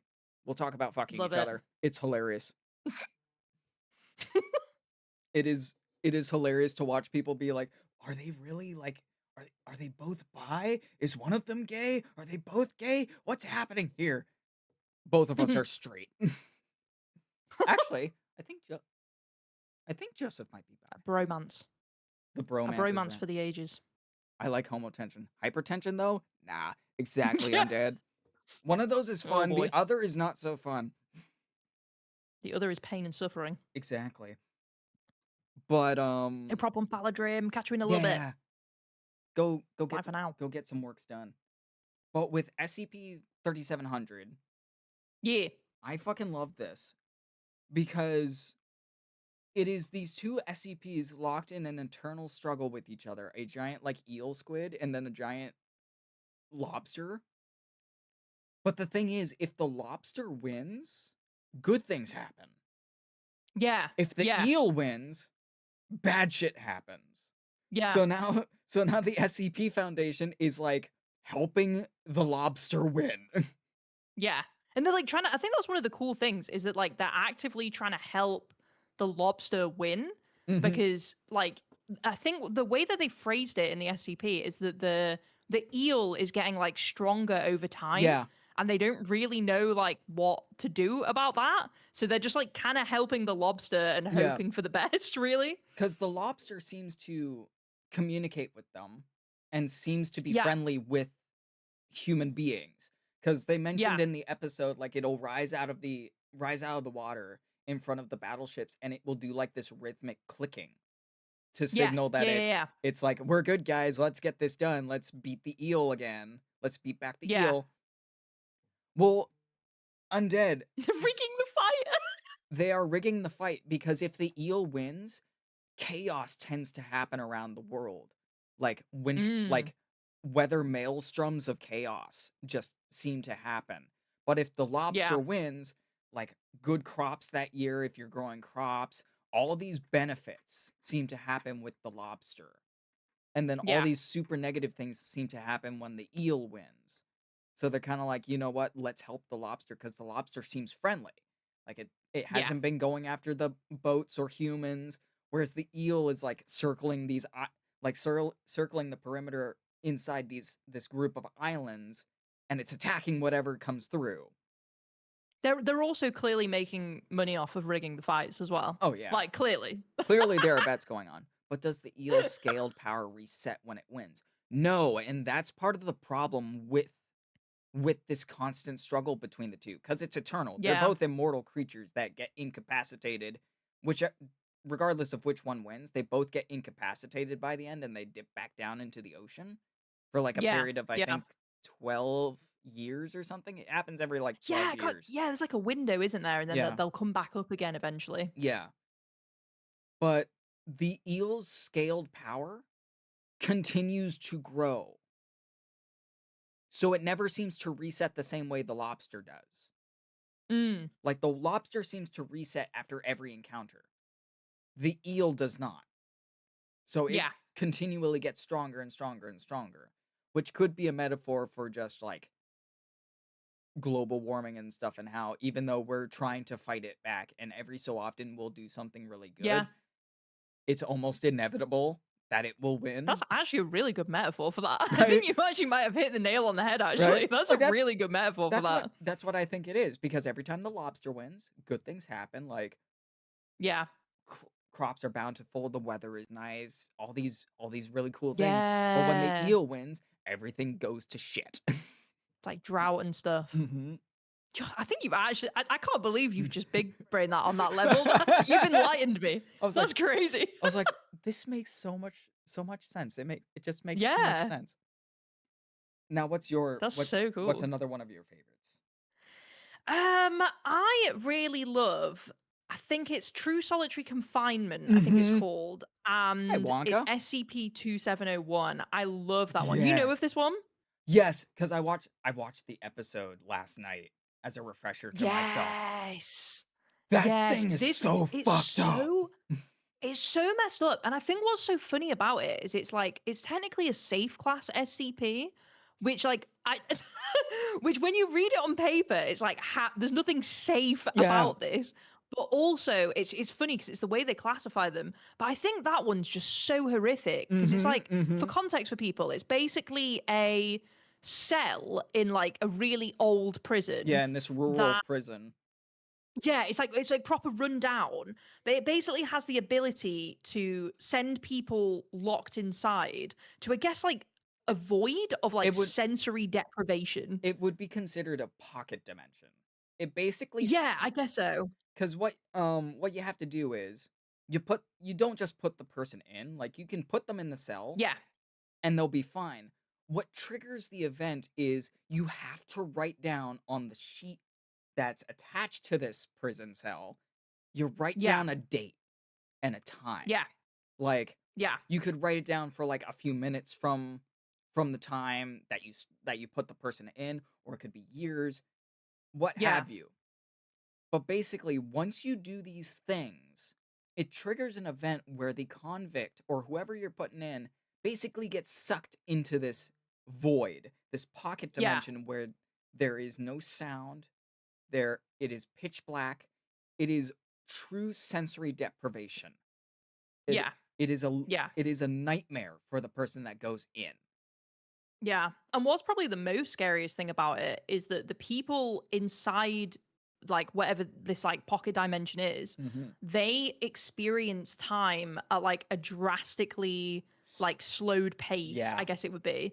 So if I put in like, oh, you're going to stay in here until like Friday, for example, I think I can't remember the exact conversion, but they would be in there for like 3 weeks or Mhm. like 3 months or something, right? Yeah. It's horrific. It's so bad.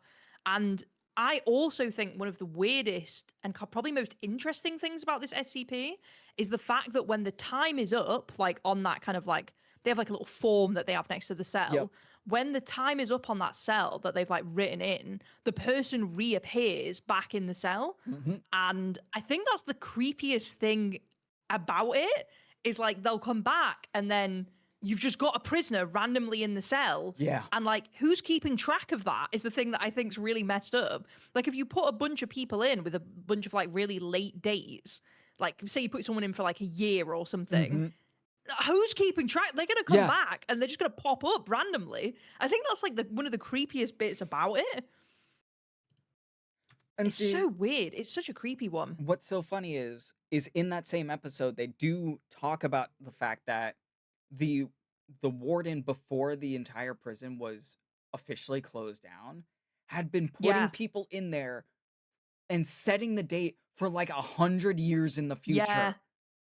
Yeah. So It's so scandalous. you're suddenly going to in 100 years time going to have all these essentially desiccated corpses Yeah. coming back. Yeah. I think that's it's so creepy because like Unless it keeps basically them the alive. SCP.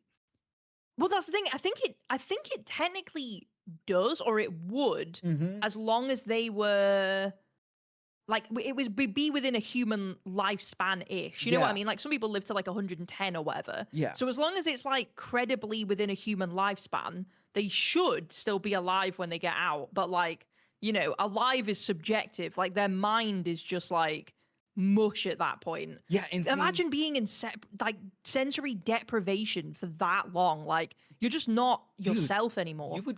you would literally lose your whole identity at that point. Yeah. If I were stuck Yeah. in essentially a sensory deprivation hell like that, I know for a fact my mind would snap and I would never be me anymore. I would be like a Yeah. husk of a human.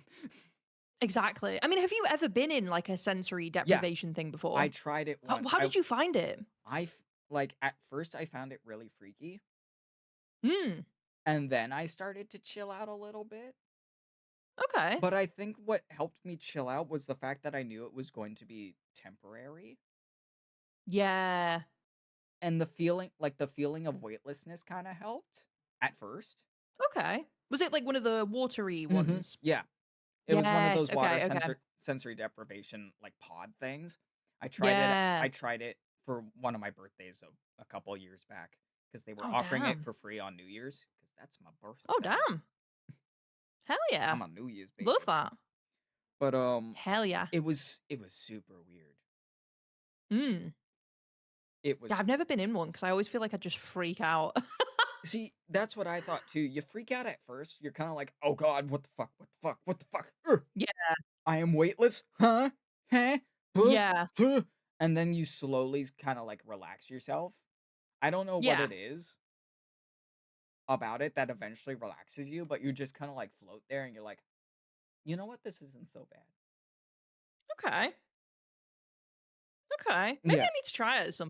you Like should. maybe I'm like psyching myself out of it. I guess. I mean, that's kind of what I did for a while, where I was just like, "Oh God, you're gonna put me in like this pod." What? No, Yeah. don't do that. That's so fair. Don't put me in a pod. Oh No. my gosh. Hello. Welcome in. Ponte! What is up, bro? I'm not late and you can't prove anything. I mean, you're not technically late. We're gonna be here for a while. We're talking SCP stuff. It is fun. Is Cafe of Hell the yeah. Void a series about the SCP Foundation? No, so Cafe of the Void is just a podcast that I'm doing. It just so happens that my extra special guest here is an SCP nut. And so I was like, Yes. this is one of those big topics that I want to bring up with them. Yes. If you'll allow me, though, I think this might be a good point to promote my Yes. podcast about SCPs. Yes, do it, do it. So, real quick, guys, it's just really short. Next week, I'm actually starting a podcast about SCPs. And we're going to like pick an SCP, for example, and put that SCP in a hypothetical situation. And I'll have a guest on it. And we'll like try and work out a solution to a problem, essentially, using an SCP. So if you like that kind of thing, good time to check it out. Make sure you're following me on Twitch and Yes, also yes. on my YouTube is a good one because it's going to primarily sit on my YouTube. Yes. I'm Yeah, thank super you, thank you. excited because It's going to be so good. if you ever invite me on the show, I know exactly which SCP I would choose. Oh, hell yeah. No, 100%. You know what's actually really funny? I've been looking for so many people to bring on because SCP is like a really interesting fandom where it's like either you've known about it for ages and you know like loads of bits about it, or you're like super new to it and Yep. super fresh to it. But it's not like a fandom that like I find a lot of people talking about. So it's always so interesting when I find someone that actually does like SCPs because I feel like everyone's so quiet about it normally. Like someone will Yeah. come up to me and be like, I love them, I'm obsessed with them. And I'm like, what? I had no idea. But you never talk about it. Exactly. I would never You never know. said anything. I would never know. Exactly. Exactly. No. But I find it so fun. But yeah, I'll Yeah. definitely hit you up about that because Yes. I'm trying to find like a group of guests that I can kind of bring on. Yes, I am It's so tougher down. than you would think I for am that topic. Oh, I am great. so I love it. down because I'm one of those people that has been quiet about my love for SCPs because it comes in waves. It's kind of like my love Yeah. of Minecraft, where Yeah, it'll come I in feel waves that. where I'll have a period of time where I'm just like, you know what, SCPs, all SCPs, SCP Yes. stuff, give it all to me now, and then I'll have other times where I'm just like, Yes. I'm kind of out of the SCP Yeah. stuff right now. I kind of want to do like ARG horror stuff. Yeah. Because Yeah. you, in one of your other episodes, was in the same episode as the Not Deer, you actually looked at an ARG. Mm. And it's the Vita Carnis one. Oh, I The fucking meat love that. It's monsters. so sick. It's so sick. Oh my god. Wait, who has seen that? Yeah. If you've not seen the Vita Carnis stuff, oh my gosh, watch it because it's genuinely It is such one a of the cool most it is such a interesting cool like analog ARGs. horror series ever. Yeah, it Yeah, is you so got to cool. look at it. It's so sweet. It's so sweet. Mm-hmm. It's awesome. I love the way it's narrated. I love Yes. the way it looks. Like it's everything. It's one of my favorites. I love the fact that it's done in like old style like tapes where it's like these Yes, old exactly. broadcasts, but they're on like pre-recorded VHS tapes.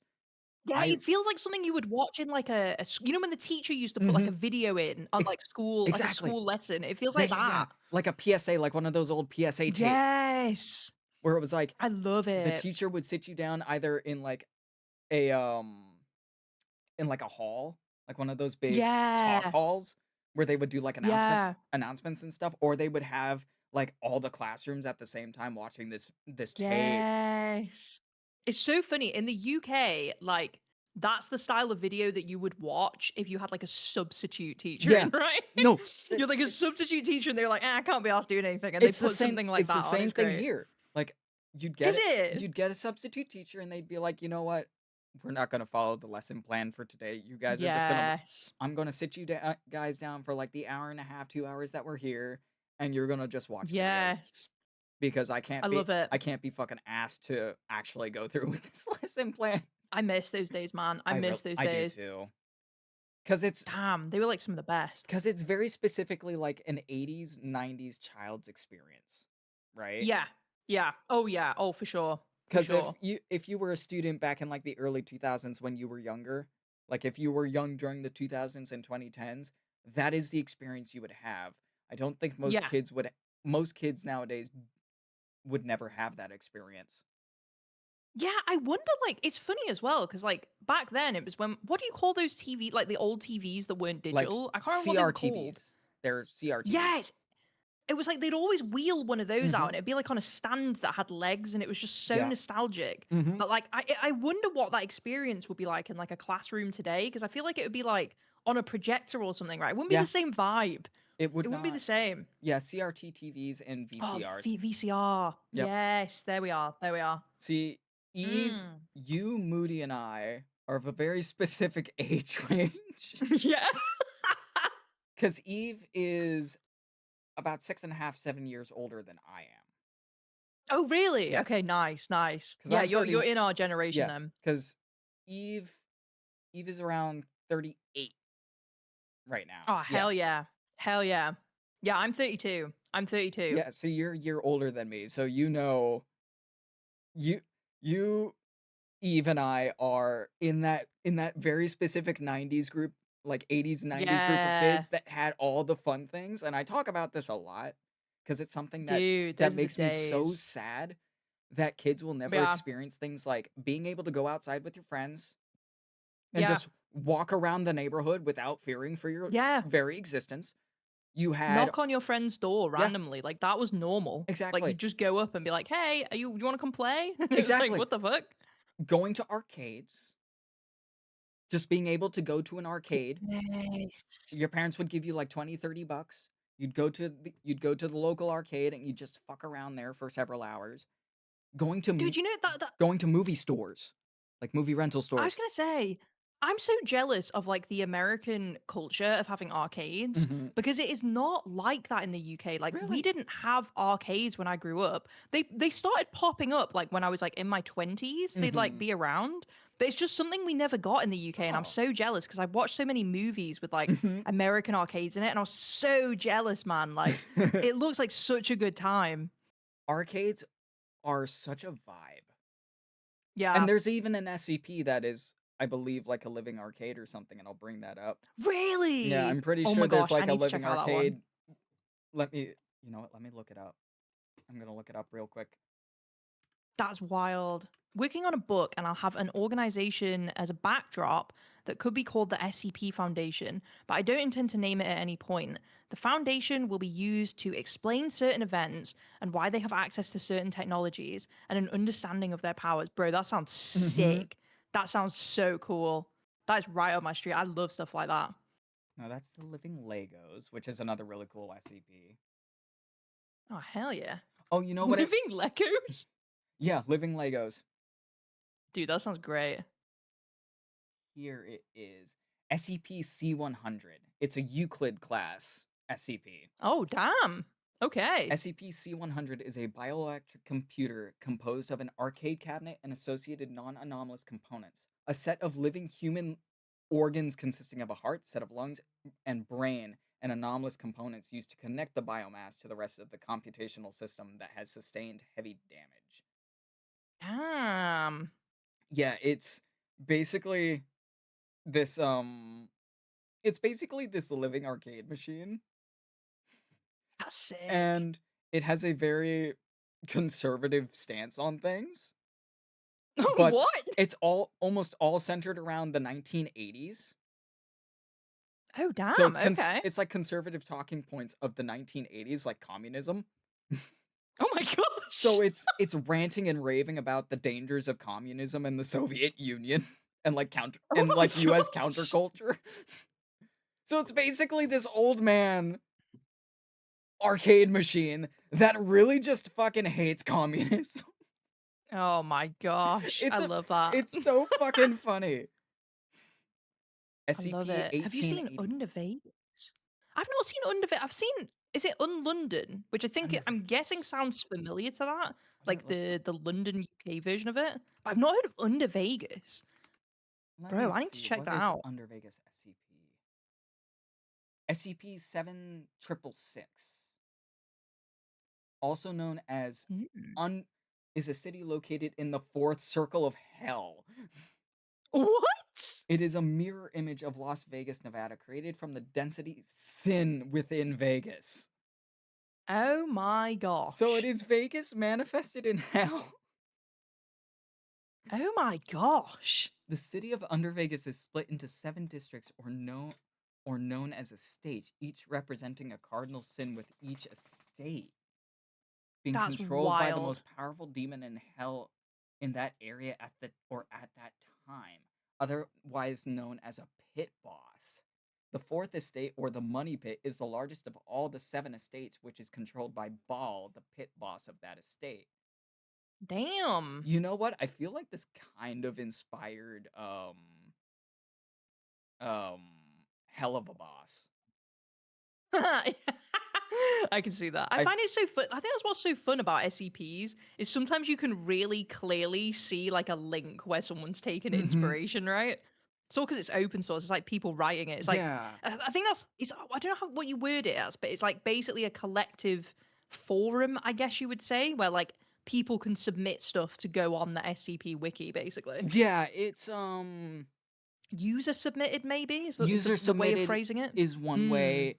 There's also public domain. It's a very public domain Yes, sort of thing yes. where, because it has no specific trademarks or anything, Yeah. it is Yeah. the public is free to just do whatever with the property.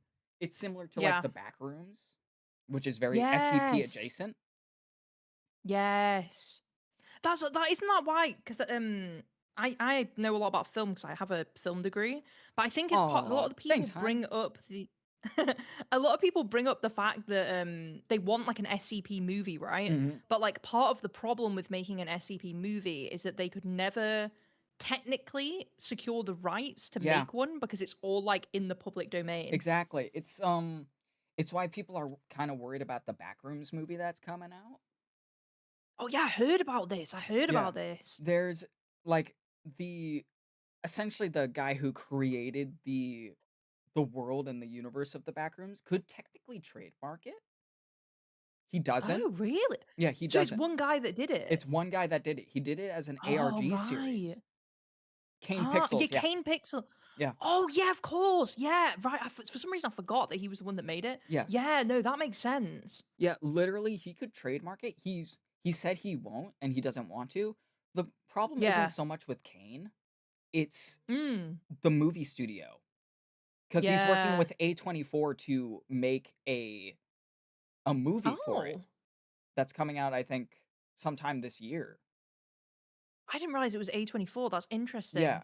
And so a lot of people Hmm. are worried that because A24 is helping make this, they might try to trademark the back rooms, you Oh, know? yeah.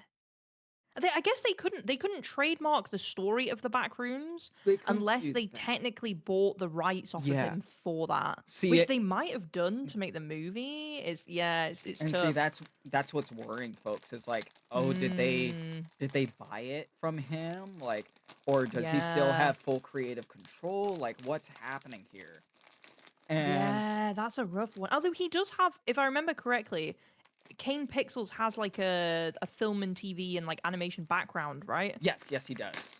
Yeah, And so I would hope that he's fairly clued up on that kind of stuff then. yeah, I think he is, and I think he has ways of preventing shenanigans from happening in that sense, Yeah, yeah, which I'm happy about because yeah, that would set such a horrible precedent for like yeah. Oh any yeah, other sort of like ARG series or like an SCP movie from being made because yeah. it would be lost from the public domain status it had, you Exactly. know. Well, it's interesting as well because have you seen that they're making an SCP anime? Like, there's a studio Uh-huh. making an SCP anime.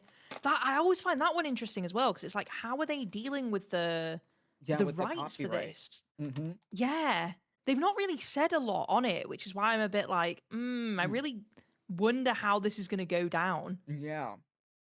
I It don't looks know. phenomenal though. Like the It trailer for does. that I'm gonna watch that. Oh my gosh, Oh, I'm so same here. excited for it.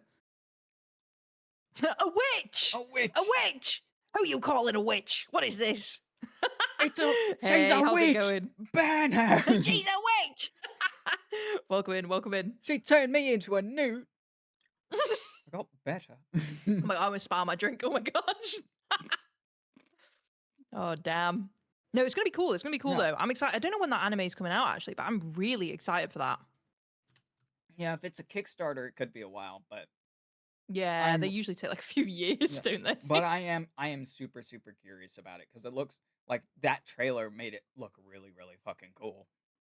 Oh yeah, it looks great. It looks Hmm. great. I also really enjoy the fact that you can tell like a lot of like time and passion has gone into making it, which Oh I think yeah, is what really excites me about it because it's not just like someone trying to churn it out for money. It's like someone like is probably doing this as more of a passion project more than anything. exactly. Like, and that's kind of one of the things that's giving me hope that they're never going to be able to like copyright stuff like Yeah, SCPs. Is that it's yeah, such a passion project for most like it's such a passion for most people that yeah, you could never really take that away, yeah. 100%, you know. 100%. It's really interesting as well when you think about it because like the way SCPs are like originally entered for like anyone that doesn't know, they start as like a text format Hmm. and then they'll go through like I don't know who actually makes the decision on what makes it to the wiki or not, but someone will decide if that goes into the wiki and then there's like a layer of content creation that comes after that where it's like people that will make videos about the SCP. So you've got Hmm. like the Volgan that might make some stuff, you've got like SC Mr. Illustrated, you've Yep. got him who'll make stuff, and then Dr. Bob, of course, and things like that. And I always find it interesting because, like, obviously, those people making content about the SCPs is There we are, transformative. Sakuyoi. So they're hello, welcome in. They're not having the issue with like the copyright thing, right? Because they're Yeah. transforming the original piece. But obviously, the scale of it gets really different when you start bringing in like studios that just churn money out of them. Yeah. And it's interesting how we have like a different perspective on like what's okay for YouTube, for example, versus like what's okay for a movie studio. Hmm. It'll be very interesting to see. Yeah, we're yapping about SCPs. I love We SCPs. I'm are. a big SCP fan. Yeah, that's right. With the Lovecraft stuff, for a while we weren't able to do anything with that until it hit the public domain. Really? Hmm. Damn. Oh yeah, because what is it like? If I remember my copyright stuff properly, it's like 100 years or something, right? Just about. Which is After the why, person's like death. yeah, which is why stuff like Steamboat Willie, for instance, is now entering the public domain Right. Right. because Damn. that was actually around the same time as Lovecraft, around the 1920s. Jeez, that's wild. Which is why there's so much Lovecraft stuff now. Because now it's within that time, or no, I think it's around 50 years before the copyright Yeah, there's expires. different There's levels of it, if I remember correctly. 84 Yeah, years after 84 years. 84 years. So There we go. There we go. Yeah. Which is why you get stuff like you get all the expanded like Lovecraft stuff.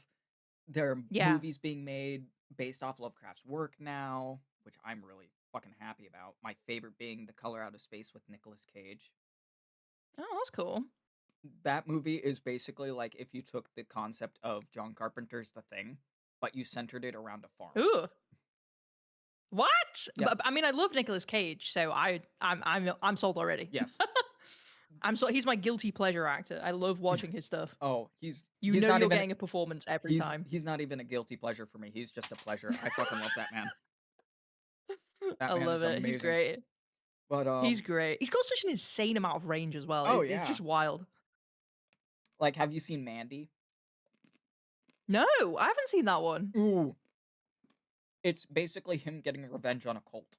On like a Lovecraftian cult. Hell yeah. Dude, that sounds great. It's amazing. I'm in. Yeah. But with The Color Out of Space, it's a direct adaptation of one of Lovecraft's stories with the same name. Right. And it's basically the story of this meteorite that crashes into a farm, right? Oh, okay. And it produces this strange otherworldly color that can't truly be described. It turns out that this color is the vaporous form of some weird alien. Oh. And it starts corrupting the land surrounding this farm. Oh, damn. And it's corrupting the plant life, it's corrupting the water, and it's corrupting the animals and the people within it. Dude, that sounds like... Isn't there a movie that's like that called The Mist or something? So It's reminding me of that. So The Mist is very similar in concept, whereas The Mist was a military experiment that goes wrong. The US military opens this portal to another dimension that is entirely covered in mist. Damn. And it turns out there are creatures that are living in it that are otherworldly and nightmarish, and they start killing people in the small town near the mountain where the base is held. Oh, jeez.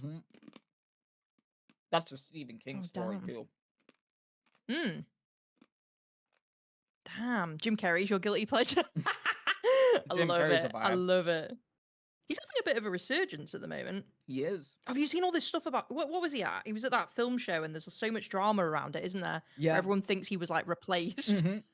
Well, that's because it was confirmed that there was somebody out and about wearing a very lifelike Jim Carrey mask. No way. Yeah.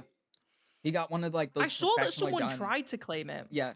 There were images of like this very professional, like Hollywood level face mask of Jim Carrey's face, and somebody was wearing it around town at random points. Oh my gosh.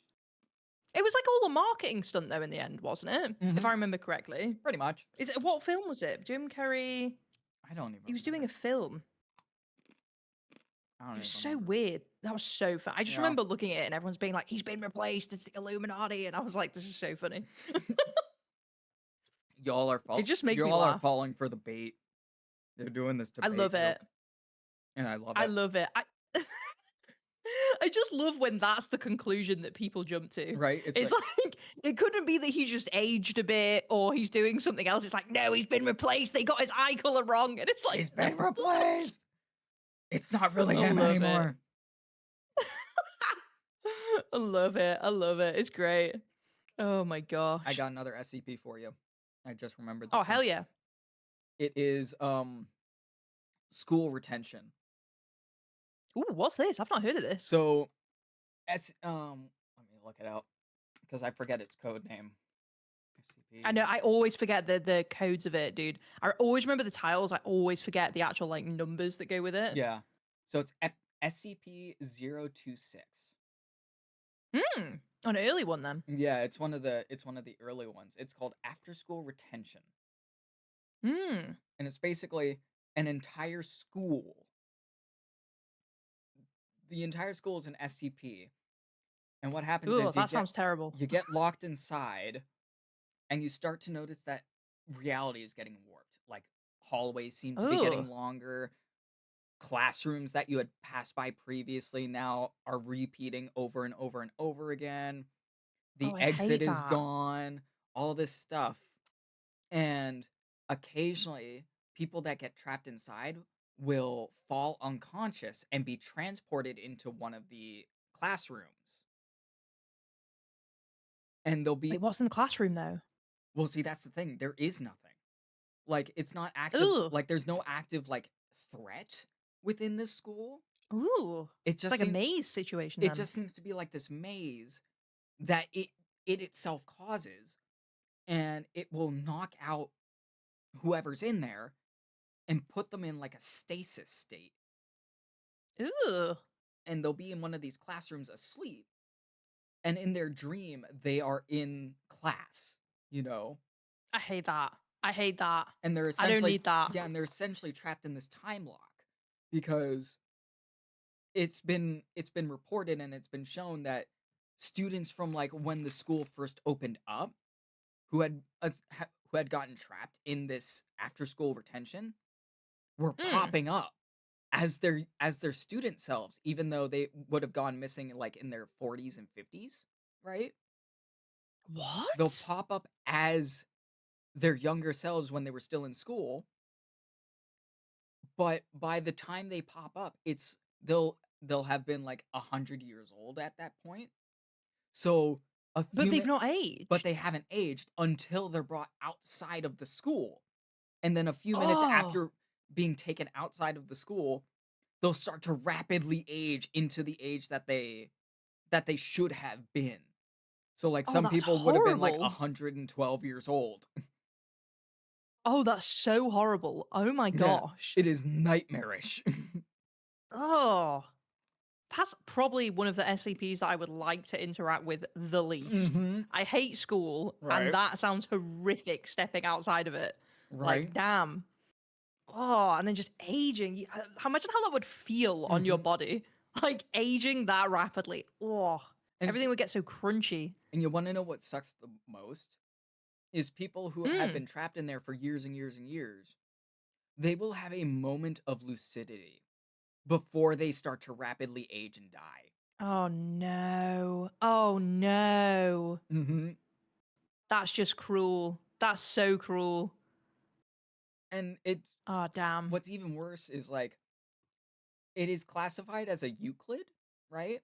Mm. Like it's a Euclid class SCP.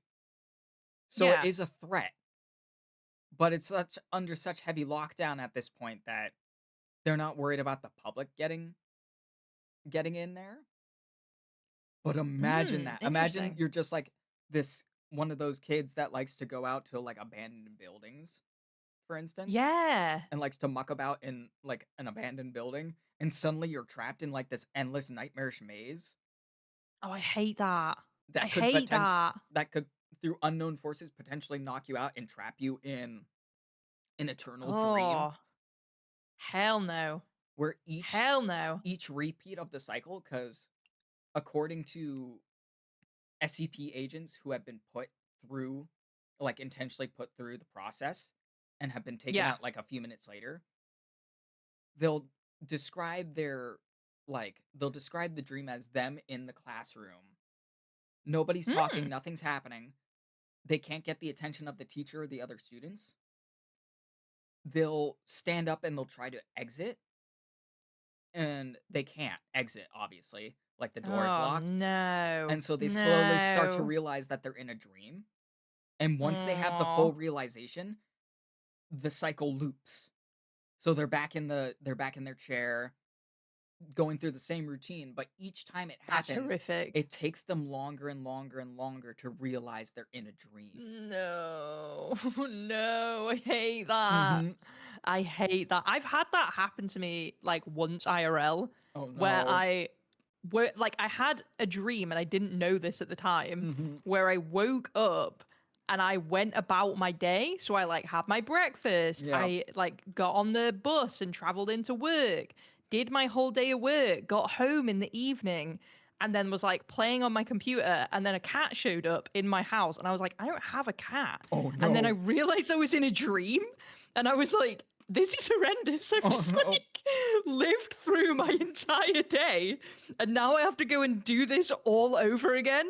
I think that was like probably one of the most horrendous dreams. Like nothing bad happened in it, Yeah. but like the realization that I had to do my day all over again was just horrific, dude. Yeah, that's It was grim. awful.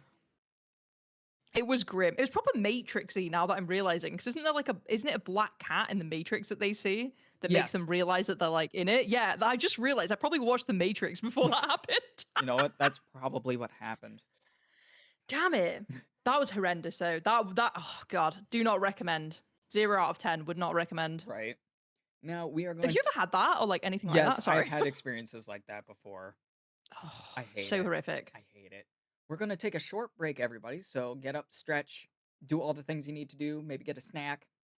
And we'll be going for a little bit longer, and then I'm sure Moody, you have things you need to do today.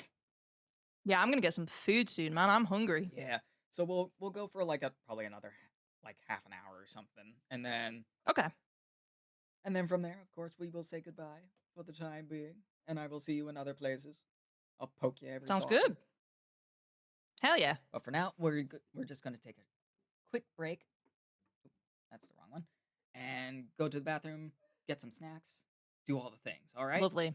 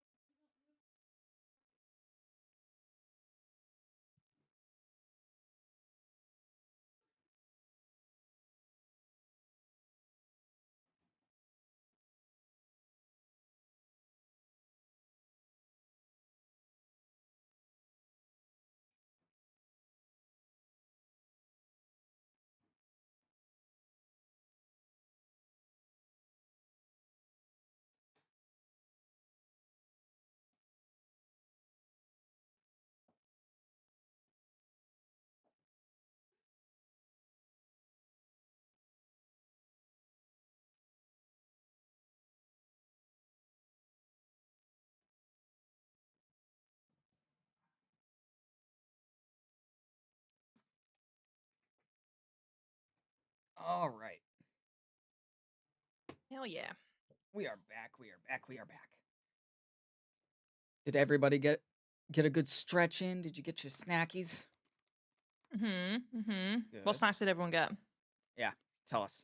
While we discuss SCP stuff, talk about your snacks. Do it. Do Right? it. Do it. Do it. Do it now. Oh yes. Oh yes. So, I mentioned another SCP that I like. What's another one of yours? I'll give you one that I actually saw super recently. Mm-hmm. And it's an SCP called What is Love? I think it's like SCP-031 it says here. Yeah, there we go. I have you seen this Oh. SCP? Is this the weird is this the tongue? The tongue looking Yeah. thing? I watched your Yes. your video. Oh my god, that thing is disgusting.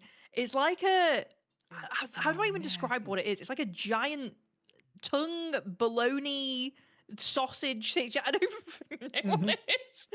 But basically, it's called What is Love, and it essentially is this creature that goes around like a mass of flesh, and it gets humans, it can mimic human speech.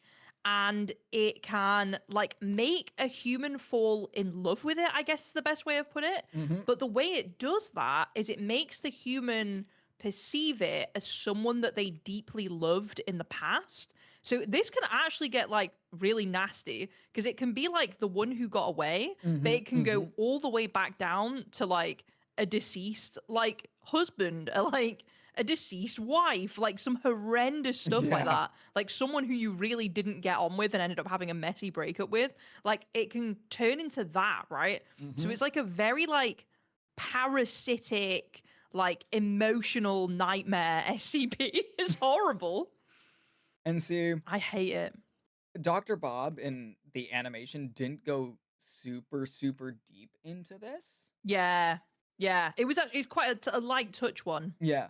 But the What is Love blob. Oh, thank you for the hydrator. Hydrate. There we go. There is technically two versions of it. Mm. So there's the one that and actually Dr. Bob covered both versions. Oh, really? Yeah. Interesting.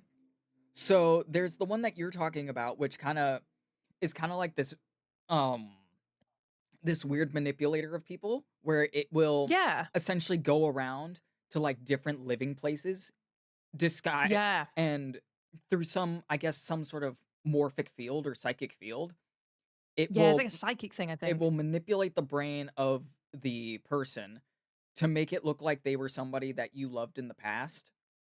Yeah. Yeah. And it'll basically be like, "Hey, can I stay here for a bit? I'm looking for like a new house, or I'm looking to move to Yeah. the neighborhood."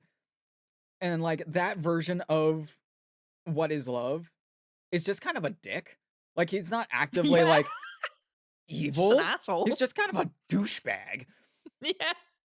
But Oh yeah. the other version of SCP-031 is more harmful cuz Really? yeah, cuz this other one lives in North Korea in the Pyongyang hotel, which is this What? big ass hotel, and Right. it like actively eats people.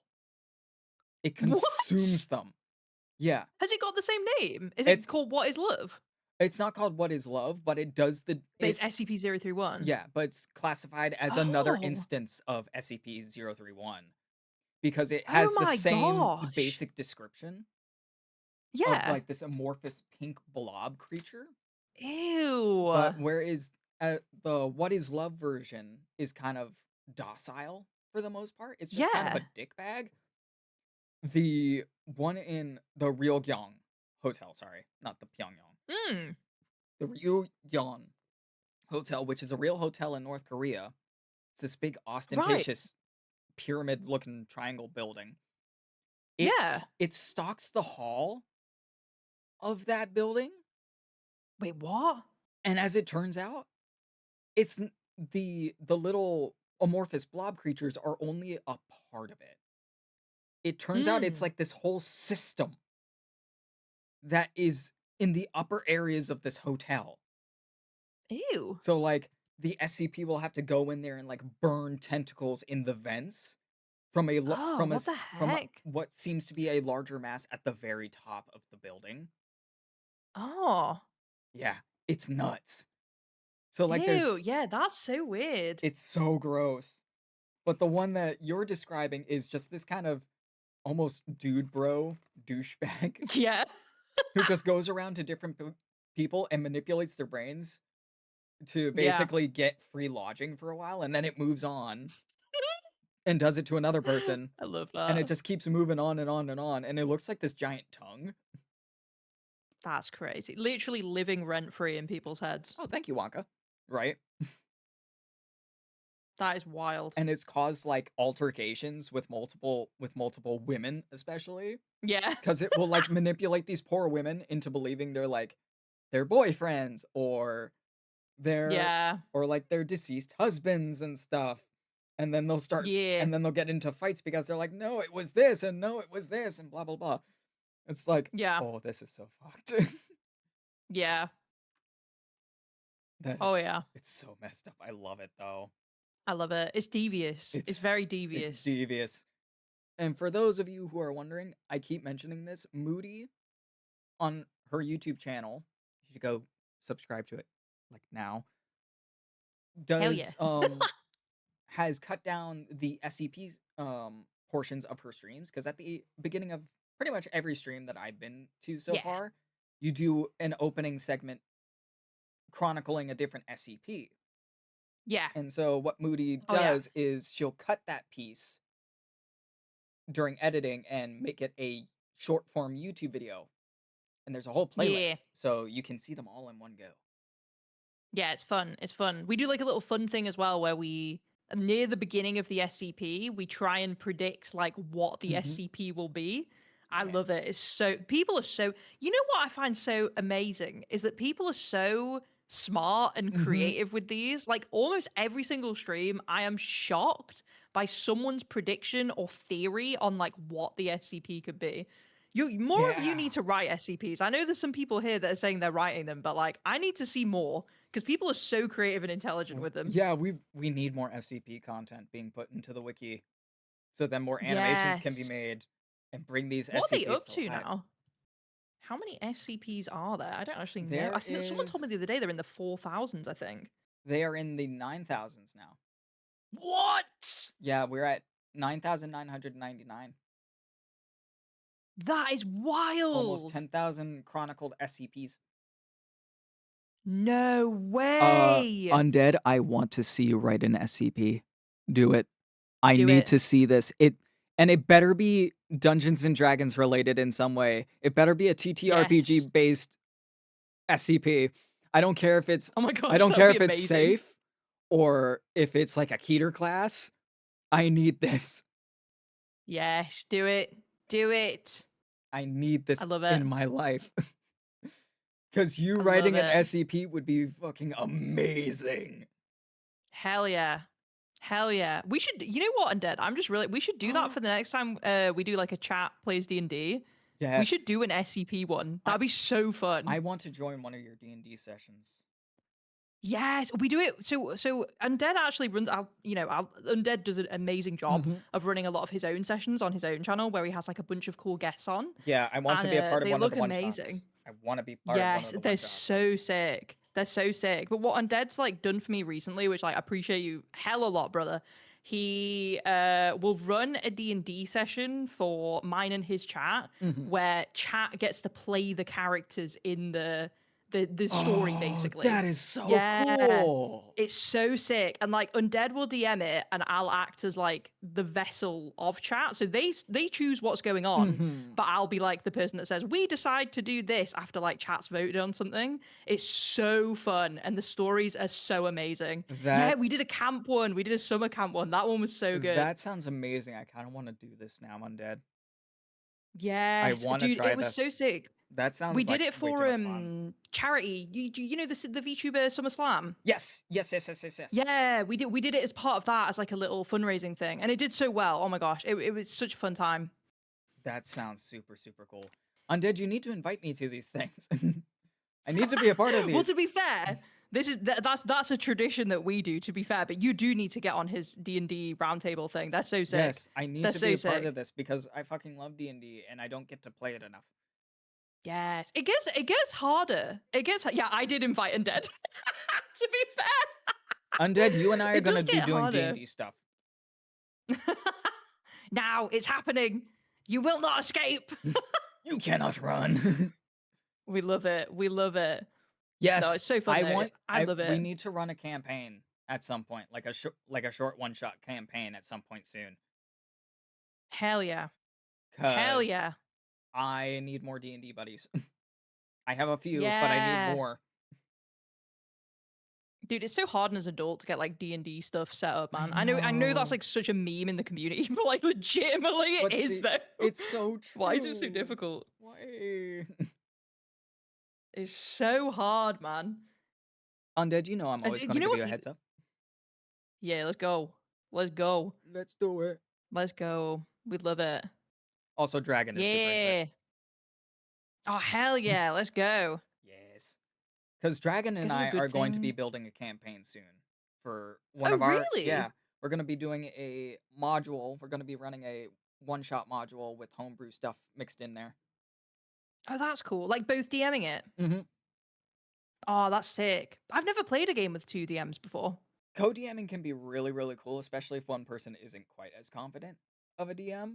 Oh, really? Okay, interesting. Like me. How do you do it? How does it work? How does that like work with 2 people? There is going to be one main DM who kind of does like Hmm. the dice rolling and kind of sets up the story, and then the co-DM basically keeps an eye on things, make sure everybody's abiding by the rules, and they also play a lot of the NPCs. Yeah, I was gonna say it sounds like such a great opportunity for someone who's good at voice acting Mhm. to like hop in and become a bunch of the characters in the story. Yep. I love that. It's I super, love super cool. that. And of That's course so fun. they can also trade places. Like if one DM is kind of tired of being the main DM, you can swap. Oh, I guess that's really good as well with like keeping the like sessions running regularly because like if someone's ill or like you said they get a little bit tired and they want to go do something else that week, you've got that other DM there to like Mhm. keep things flowing. Exactly. Dude, that's And great. you don't always need both people there if you're co-DMs, but it is really nice to have. Like what Undead was saying, it's really good for beginner DMs like me. I'm a beginner DM by all stretch of the imagination, so I'm going to have Dragon, who I think is a bit more experienced with me in that field. Nice. And so I can play off Dragon and learn the ropes, so to speak. Oh, that's sick. I love that. Always recommend co-DMing for folks that are new. Ah, dude, that's so interesting. I always forget that D&D has like this sounds so dumb, but I always forget it has a combat element because the thing I love the most about D&D is like the RPing and the problem solving and like puzzles and things like that. I'm way less combat focused when I play. Exactly. It's super, super cool. I love the RP aspects of D&D the most. Yeah. Combat comes kind of second. Like Yeah, the combat yeah, is fun, 100%. but I love being able to be a different character. Like Yeah. my longest running Yeah, D&D no, character 100%. who is now a god after his final quest. He became the god of bards. His name is Yalaskir Avantri, or Yali for short. This guy Nice. is such a fruit, and I love him. This is his voice. Hello, darlings. It is I, Yali, here to seduce you with my tempting body. Classic bard behavior. He legit one of his final greatest achievements and what helped turn him into a god was he seduced and successfully married Tiamat. Love it. The dragon goddess. Love it. Go off. He was like the classic bard, I'm going to fuck that dragon.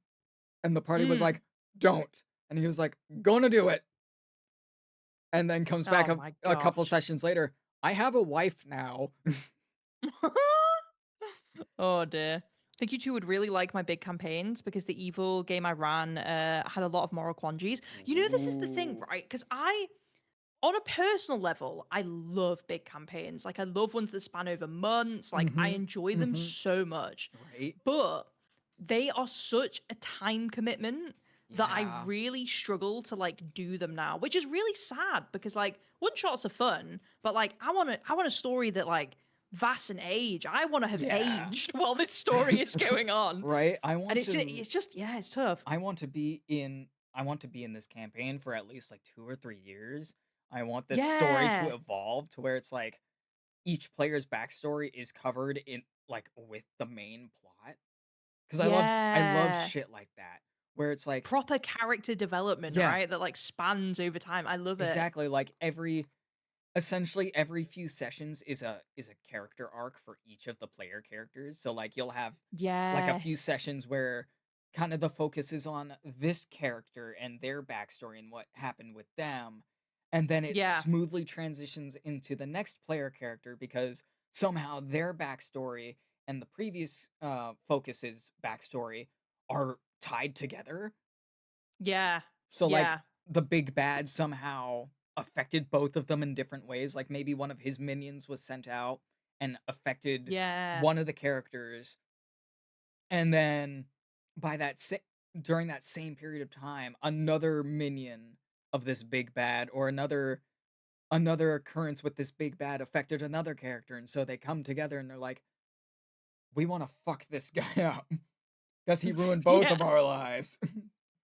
I love stuff like that. And I love it as well when you're playing a game and there's like a character you had really early on who Mhm. was like clearly like a party favorite, but you stop seeing them for ages. And I love Yeah. it when you play a long campaign and then that character like shows up towards the end and you're like, Mhm. what? Oh my Oh gosh. my I love goodness. those. I love those. They're so fun. Like Yeah, online sessions I had, each arc of the campaign tied directly to a player's character sheet. The best example was my Settled Wilds game. Dude, that's so fun. dude, That's so fun. you sound like such a fun DM. Yeah, under I can't recommend more. Undead's so good. Yes, He's so we're good. gonna get something set up. We'll plan it out. Hi, Computer Racer. Thank you so much for the follow. Welcome in. Hell yeah. Welcome, welcome. Welcome in, Good to everybody. see you. Yeah. But I'm definitely No, going it's sick. to. We're gonna plan something out, Undead, because I need this to happen. I need to experience this. Yes. Yes, it's so Hell fun. yes. Yeah, no, Undead is my go-to because I know I'm gonna get a really great Mhm. combination of memery, story, but also just like sad moments and stuff as Mhm. well. It's so good. Yeah, I got some art of me and Undead of my Ooh. old model of us playing like a D&D game. It was sick. Ooh, It was that so fun. I sounds need to get another one of amazing. those. That sounds amazing. Dude, it was sick. Like, So fun. I think oh, what was I gonna say? I was gonna say a thing. And now my brain is doing that thing. It's that time of the morning when waking up early starts to kick in. Yeah, I'm just like, "Oh god, what was I going to It's say?" caught up to you. Oh god. What was it?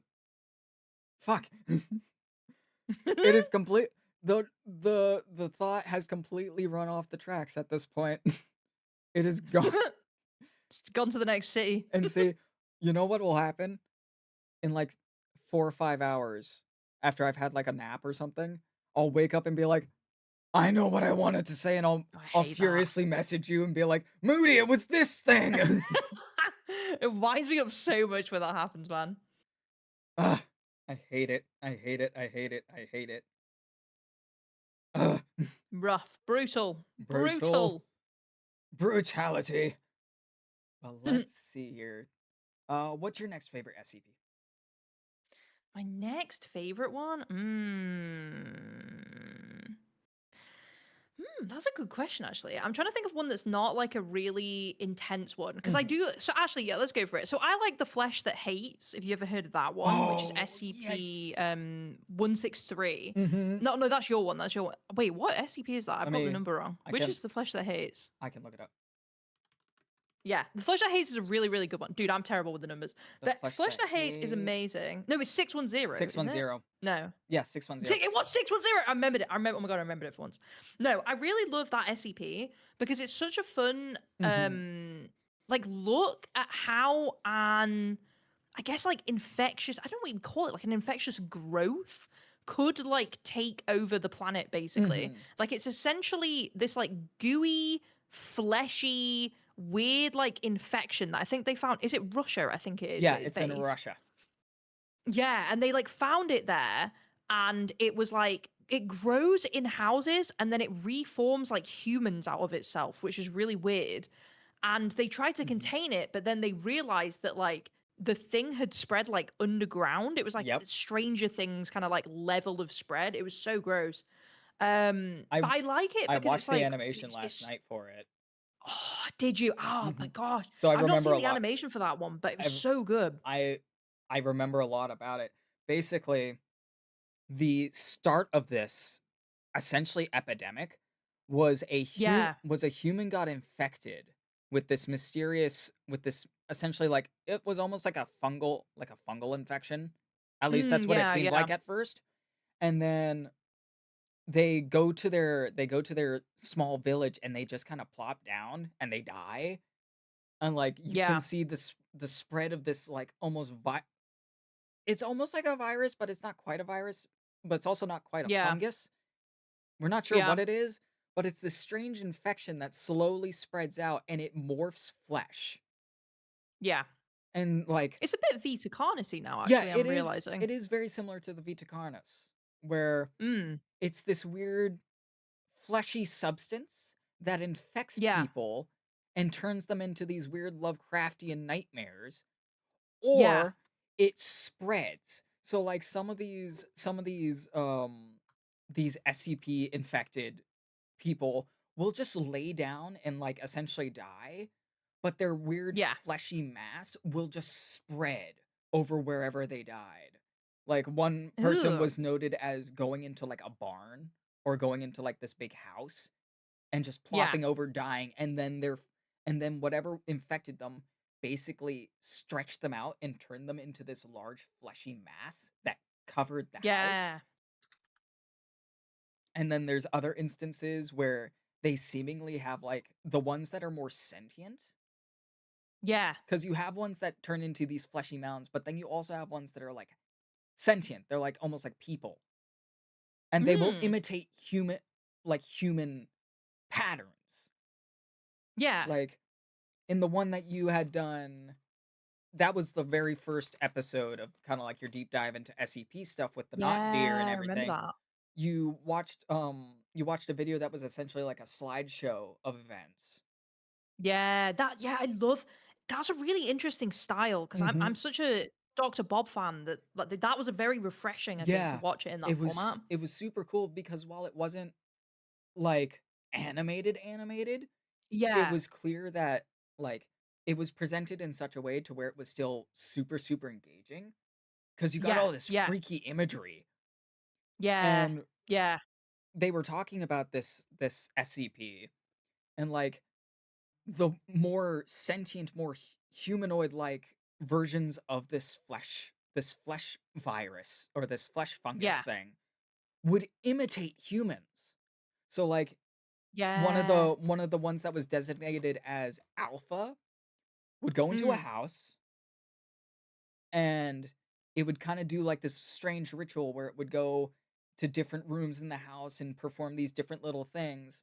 Yeah. One of the things that they mentioned was there was a prone one of these like flesh beings laying on a bed that couldn't seem to get out of the bed, and Alpha would Ugh. go over to it and like beat it.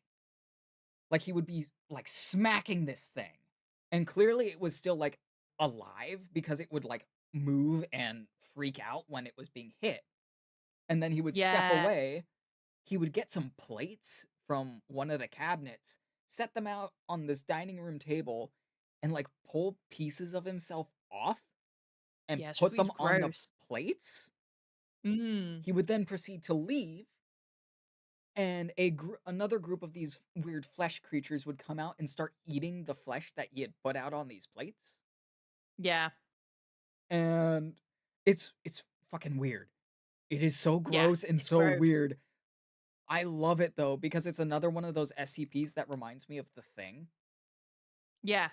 Yeah, actually, that's a good point. Yeah, Yeah. I see it. it's very similar to The Thing, where Yeah. just touching this, like physical contact, like skin to skin contact with this thing, Yeah. causes the infection, which is very Yeah. similar to The Thing, where if you're touched by the thing, you don't realize that you are now becoming Mm. a part of the collective whole of the thing, because it's Yeah. like a hive God, it's so mind. nasty. So fucking Yeah. gross, but I love it. I absolutely Yeah, I love it. like it. It's very cool. It's like very well thought out. I think Mhm. that one specifically. That's why I really enjoy it because it's like whimsical in a macabre way. Yeah. And I really love like hearing the lore about it and like what it's like doing to the people and how it's like Mhm. grown over time and stuff like that and what the weird little flesh creatures are like doing and like the weird rituals that they've got. Yeah. It's so interesting. It's so in depth. Because it's like they're imitating human society, but they don't really understand humans, you know? Yeah. Yeah, Like, exactly. It's like if AI if AI decided to become a flesh creature. right? That's what it's like. That's like, Oh. oh, there's another SCP with that very same, or there's an ARG or SCP with that very same concept. I think it's an Mm. ARG actually, or it's like one of the precursors to the ARG, where Oh, because okay. there was a video game back in like the 90s or something, like a computer game for it, and it's Yeah. like it's essentially this machine, this AI that was built with sentience. Oh, It's interesting. built with sentience and it's built with emotions, but Mm. it is trapped. So you have this essentially living being trapped in a machine body that cannot move, that cannot perceive things, but it has Mm. emotions. Oh, what is it called? There's a very famous excuse me, there's a very famous line from it. Oh. I wonder what this is. I love stuff like that. I'm a big fan of like watching machine human robot-y kind of dilemma films. I love that stuff. Yeah, it's one of the basis for The Matrix actually. Oh, really? Yeah. Damn. Okay. Interesting. I love Oh, it. I need to know the name of this now. Huh. No, it's not Ted the Caver. Oh god. I was watching a video of it about it not that long ago. Mm. And it has this very creepy monologue that it does when it's because what it does is it basically takes people. I saw hun. Be, yeah, I would be tired of old people too after a certain point of going grocery shopping, Valid. So right? relatable. But it's like what it does is it takes people and puts them in their own personal hells that they can't escape Ew. from. And Yeah. and at one point it captures its creator. Or Ooh. like it captures one of the people that it thinks is like related to one of its creators. And it has this whole monologue where it's talking about how much it hates him. Oh. And that because of the body that he was built in, he could not do anything with that hate. Damn. I hate you.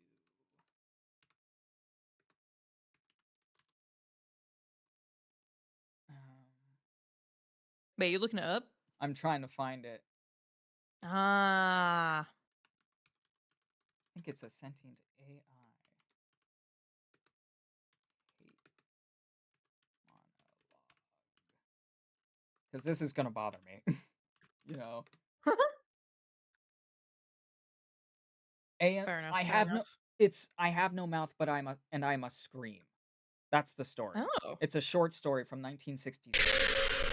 Oh, thank you, Interesting. Devo. Thank you, Devo897 for the follow. Hey, Welcome in. Debo!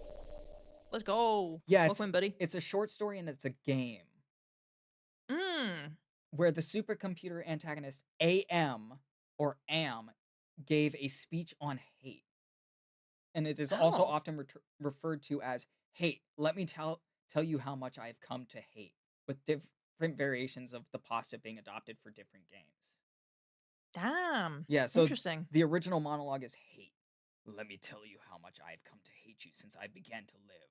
There are 387.44 million miles of printed circuits and wafer thin layers that fill my complex. if the word hate was engraved on each angstrom of those hundreds of millions of miles, it would not equal 1/1 billionth of the hate I feel for humans at this micro instant. For you, hate. Hate.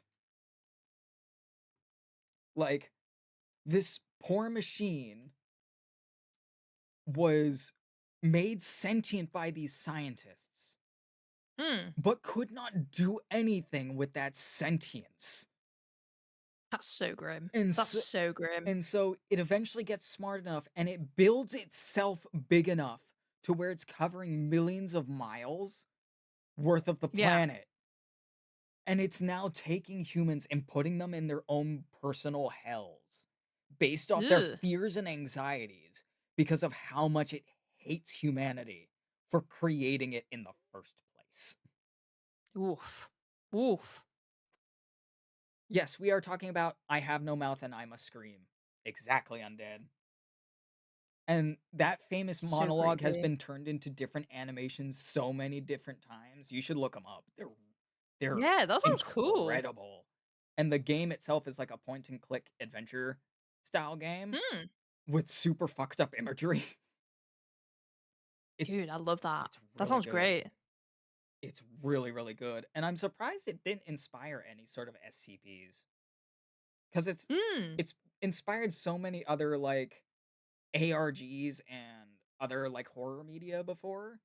So I'm surprised Yeah. it hasn't really been referenced in SCP in any sort of way. Unless it has and Maybe I've just it's missed not. it. Maybe it's not like whimsical enough for an SCP. Like it's a Maybe. really sick story, but do you know what I mean? Like SCPs always have like a highly supernatural kind of Mhm. element to them a lot of the time. Maybe Yeah. it's missing the supernatural like that spin that SCPs tend to like thrive off. Yeah, like the custom pets. Yeah. custom Oh pets. god, that one is horrendous. That one is That so one's so bad. the video game was freaky, but the book turned comic was even worse. That's right. Yep. The custom pets SCP is so messed up because it It's can so go bad. one of two ways. You can either get something super whimsical and super cute, like the Yeah. one girl in the story, or you could get Yeah. nightmare creatures. Yeah. And Yeah. It's such a gamble. something you brought up in the episode that I think you missed, like, because you were talking about, well, why would a little girl need like a horrifying spider-like creature? Yeah, yeah, See, I remember. I Oh my think you gosh. missed the part where it said wherever you put the egg is how the Yeah. creature Yeah, will yeah, adapt itself. yeah. Mm. So, like, the main girl that we focus on for most of the story, put it in a warm childhood memory-based place. So a very kind, soft place where childhood Yeah. memories are thriving, they're very vibrant, they're very much present. And so it became this Yeah. cute, cuddly, child-friendly creature. Yeah. Whereas I'm assuming what happened with the other girl that we get a brief glimpse of, where she has like this weird death spider thing coming down from the walls, she probably put it in Yeah. a spot like that was dark, dank, maybe. Oh, And why wouldn't a the pet girl is a need pet. these spiders? A pet is a pet. And then like I guess one kid maybe put it near a fire or something, so it turned into like a Yeah. little mini fire dragon and started Oh, burning their that's so drapes. weird. Yes. So Dude, it's so bad. It's it's such a so bad. dangerous SCP, man. Which is why they only allowed 20 instances of it at any given time. Yeah. What is up, Stone Bold? Thank you so much Hey, for the Stonewall, follow. how's it going? Thank you so much for the Welcome on in. follow, my guy. Welcome in, welcome in. We're just talking SCP stuff and being rambly. Yeah. Because, like, and we're discussing the custom pet. And so I think one of the things I noticed you missed was the context of where you place it. Like, it's all Yeah. because it even says, like, at some point in the episode, it's kind of like a brief flash and you'll kind of miss it mention. Wherever you put the pet will determine what the pet adapts to. Yeah. So, like, the scientists started putting these pet eggs in different environments to see how it would adapt. Like, Yeah. the last one, which was super, Oh, super yeah. intense, was it turned into, like, this weird deep sea anglerfish-like creature. This That nightmare was the extreme anglerfish. pressure one, right? Yeah, that was the extreme underwater Yeah. pressurized one. And so it makes sense that this creature would adapt to this.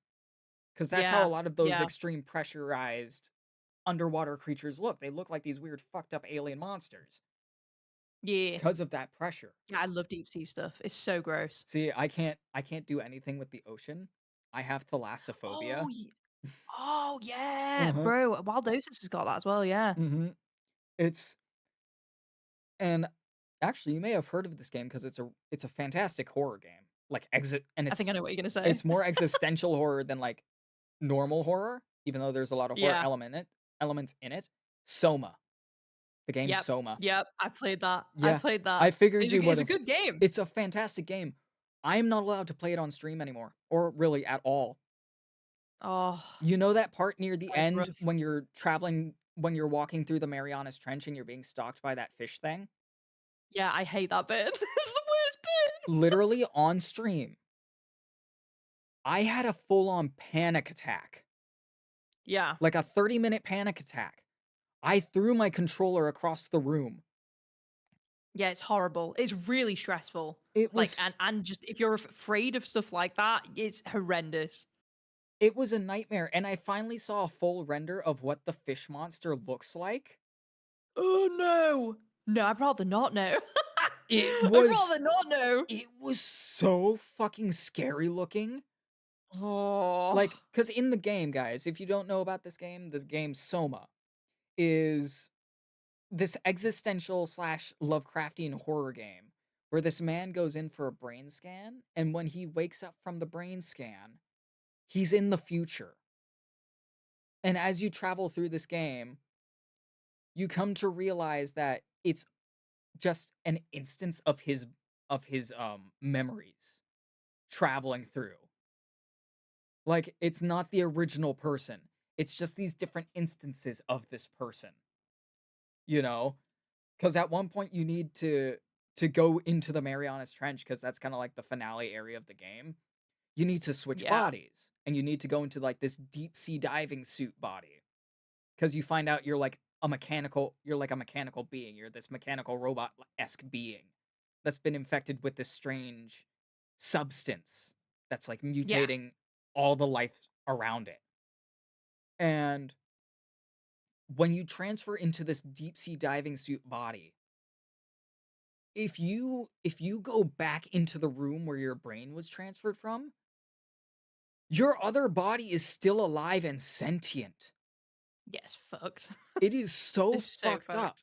because you have to wonder then, are you the original personality transferring Yeah. over into these new bodies and then your old the clone essentially the clone is stuck in the previous body? Or is this just a new instance of yourself? Yeah. And now it's like two of you looking at each other at the same time. Like Yeah. you're seeing yourself in two Spoilers, different by the way. modes. If anyone has not played this yet. It's so fucked. Yeah. And see, It's messed up. it's so messed up because then you have this existential crisis of do you turn off the battery to the old body and let the old personality die, or do you let it continue living on? Yeah. And Yeah, it's great. It's great. you have to deal with that moral quandary. It's a game that really makes you think. Mhm. Like the nature of the mind and like if we were to transfer our thoughts, would it really be us Yeah. that is transferring into this new existence? Or Yeah. would it be a different instance of us and then the one that you were originally is left behind and now this new instance of you is living their own life? Yeah. Mhm. Yeah, exactly, kind of the consciousness chips from Altered Yeah. Carbon. Yeah. Yeah, very, very similar. Like, is it you going into this new body and then you're just leaving essentially a duplicate personality, or are you Yeah. now the duplicate personality and there's another one of you off somewhere else doing all sorts of shit? We'll never know. And that's kind of the beauty I of that know. game. It's the beauty of that level of existential horror where you're just like, am I the clone or am I the original personality? What is happening here? Fuck. It's great. It's great. I love stories like that. I I do love I too. love stories like, am I the original? I love those. I love I do them. too. They're so fucking good. Yeah. They're fucking phenomenal. And like Obsessed. that's kind of what reminds me of stuff like I'm um I have no mouth and I must scream, because it's a very similar idea of like you each character ends up realizing they're in this simulation world, but they Yeah. can't escape. They repeat Yeah. this cycle over and over and over again because this AI forces them to.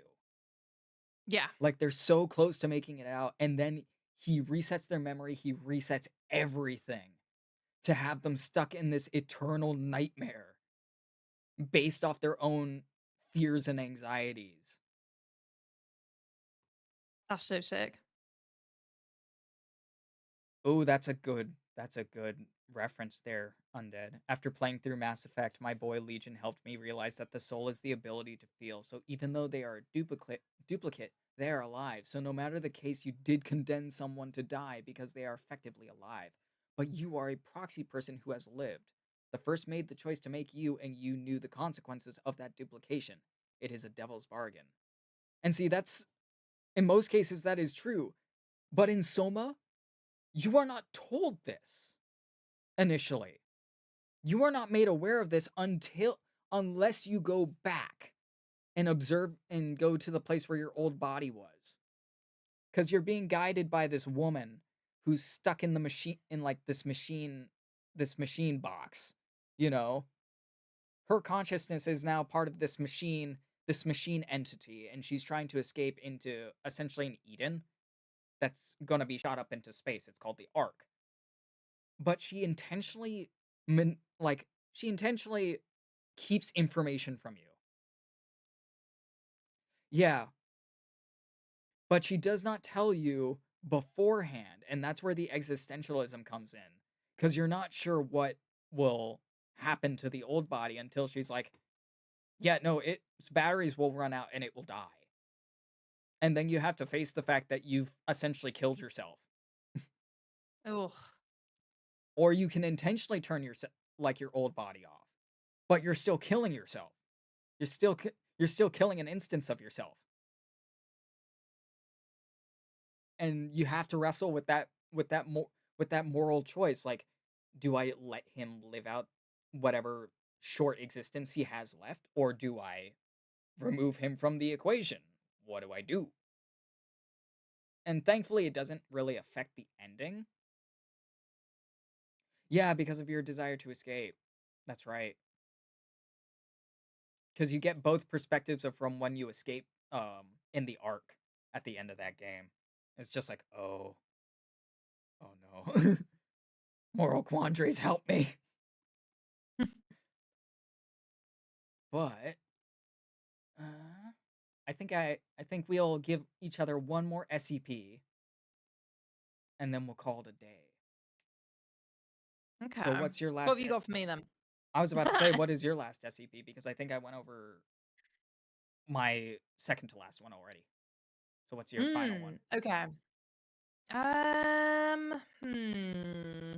What's been one of my favorites? The vending machine SCP is pretty good. Have you seen that one? The vending machine one? I don't think I have. What's that one? Yeah, it's in the same like I'm trying to see which number it is. It's in the same strain as like the kind of coffee machine one and the pizza box one. Okay. Let me find the number of this. Here we go. Vending machine SCP. SCP-29.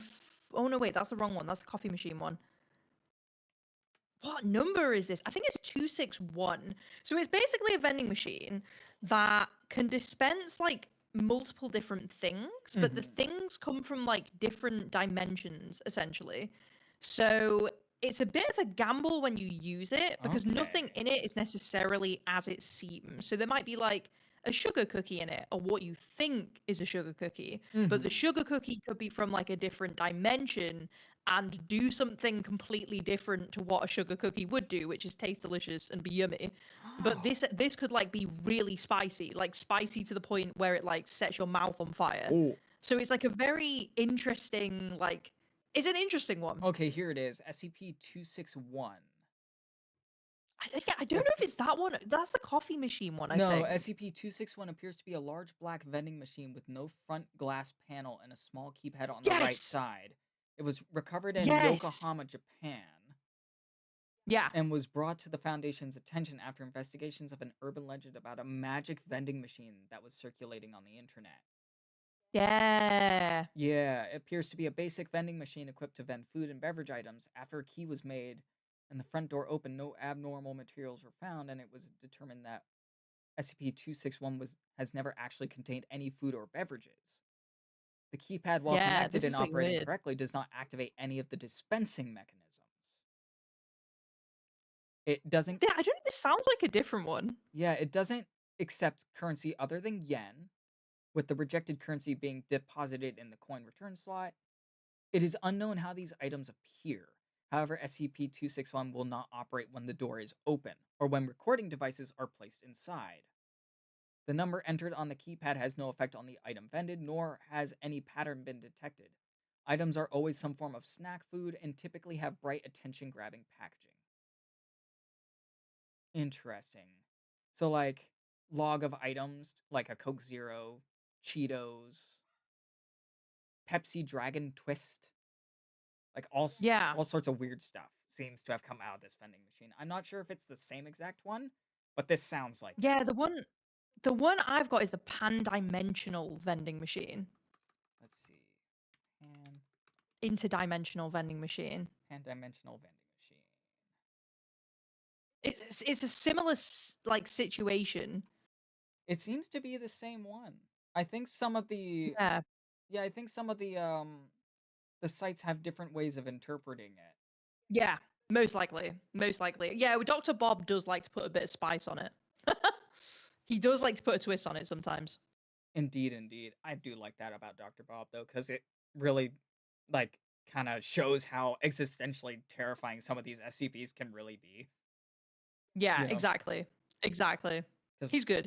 I think he's one of my favorite creators. Mhm. Him and Mr. Illustrated. Yes. Mr. Illustrated is really, really cool. Yeah. They're both good ones. Highly recommend. Yeah, like I was watching them late into the night last night because I was like, "Oh, I got this collab with Moody, and Moody really likes SCP stuff, so I need to brush up on my SCP knowledge again." I love it. And then for my final favorite one, it's the one that takes place on Mount Everest. It's the Oh, figure. yeah. I've forgotten the name of it. Yeah. Yeah, I remember this one. That one's so creepy. It's really creepy. SCP on Mount Everest.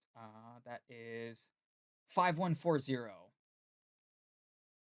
This guy is messed up.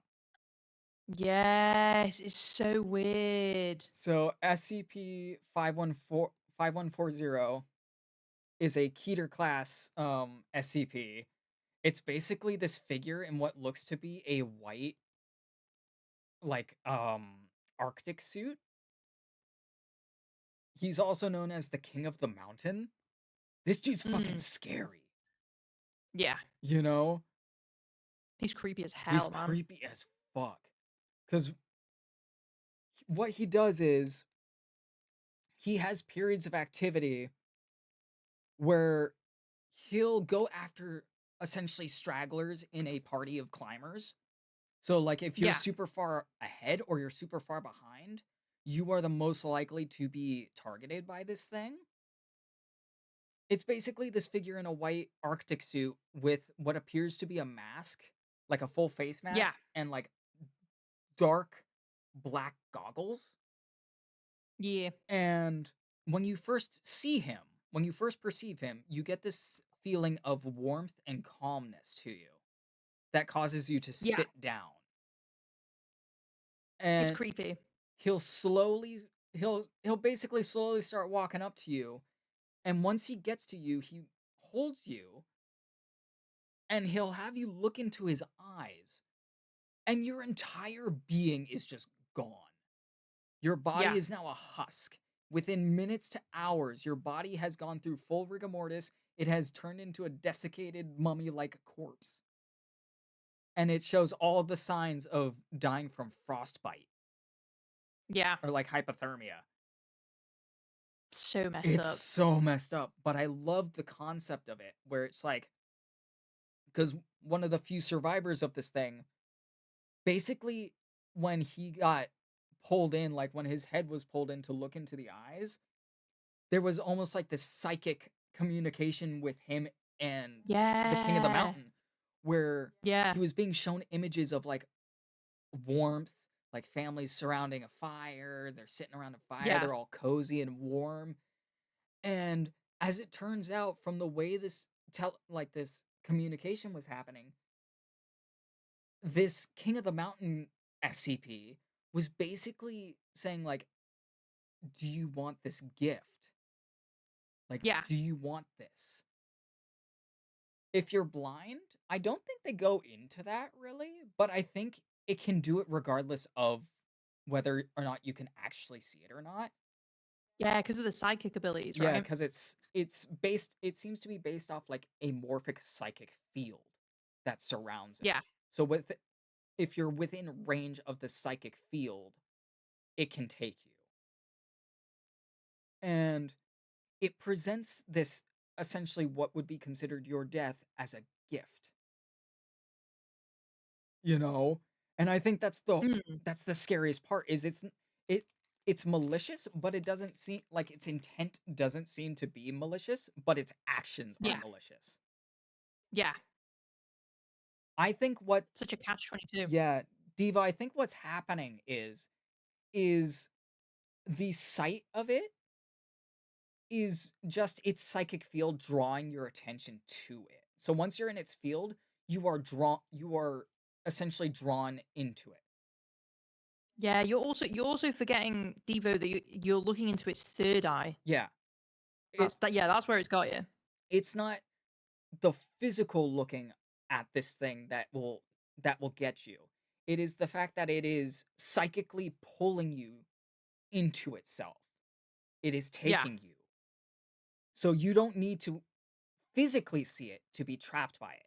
You just need to be Yeah. within that psychic field where it's like, I sense you, I see you.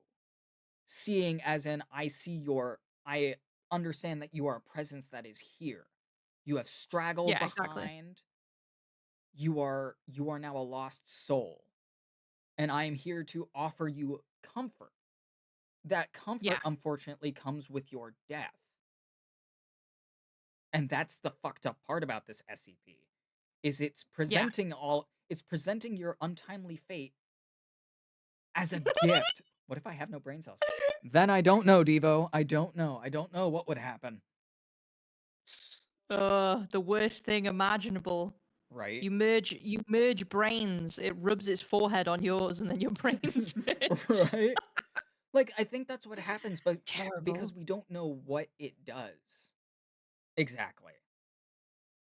Like, we don't understand what happens to the person after they are essentially, like, taken in by this thing. All we know is what happens physically. We just don't know. Nuzzles your brain. Nuzzles your Ooh. brain. Ooh, ooh. Ooh, woo. Nuzzles your brain. Oh boy. Oh boy. But, like, that that is one of those things that absolutely terrifies me, but also fascinates me, which is why I like the King of the Mountain so much. Because it's like, I love it. yeah, this is a Keter class SCP. It is dangerous. It kills people. But why is it killing people? And are they Yeah. actually technically dead, or is it just their physical body that's dead? Such a mystery. It's It's such a great. mystery because we'll never, unless we get killed by it, we'll never know what happens afterwards. Exactly. Exactly. And they can't capture this thing. Like, there's no way they can technically contain it, except for the Yeah. fact that it's stuck at the upper half of Mount Everest. Like, it doesn't seem to go below a certain level of Mount Everest. Yeah. But goddamn, is it scary? It's good. It's a good It's a one. good one. So that was my last one, and I think you said your last one right beforehand. Yeah. So with that, we are at basically the 3-hour mark. We went on an hour longer than we technically intended, but that's okay. It Because happens. It happens when you get yapping. especially when it's something that you mutually both love a lot, and you're just like, we're Exactly. now we're now connecting on a deeper level. We are now in hyperfixation mode. Exactly. Mhm. Exactly. Mm-hmm. I had a lot of fun today. Yeah, I thank you so really much did. for inviting me. It's been Yes, great. you were the first person I thought of when I thought of this podcast because I was like, What? I like interacting with Moody. I want to interact with her more because she seems like a lot of fun. And then Hell yeah. I started watching your streams more when I could catch them, and I was like, oh, Yeah. we share a brain cell.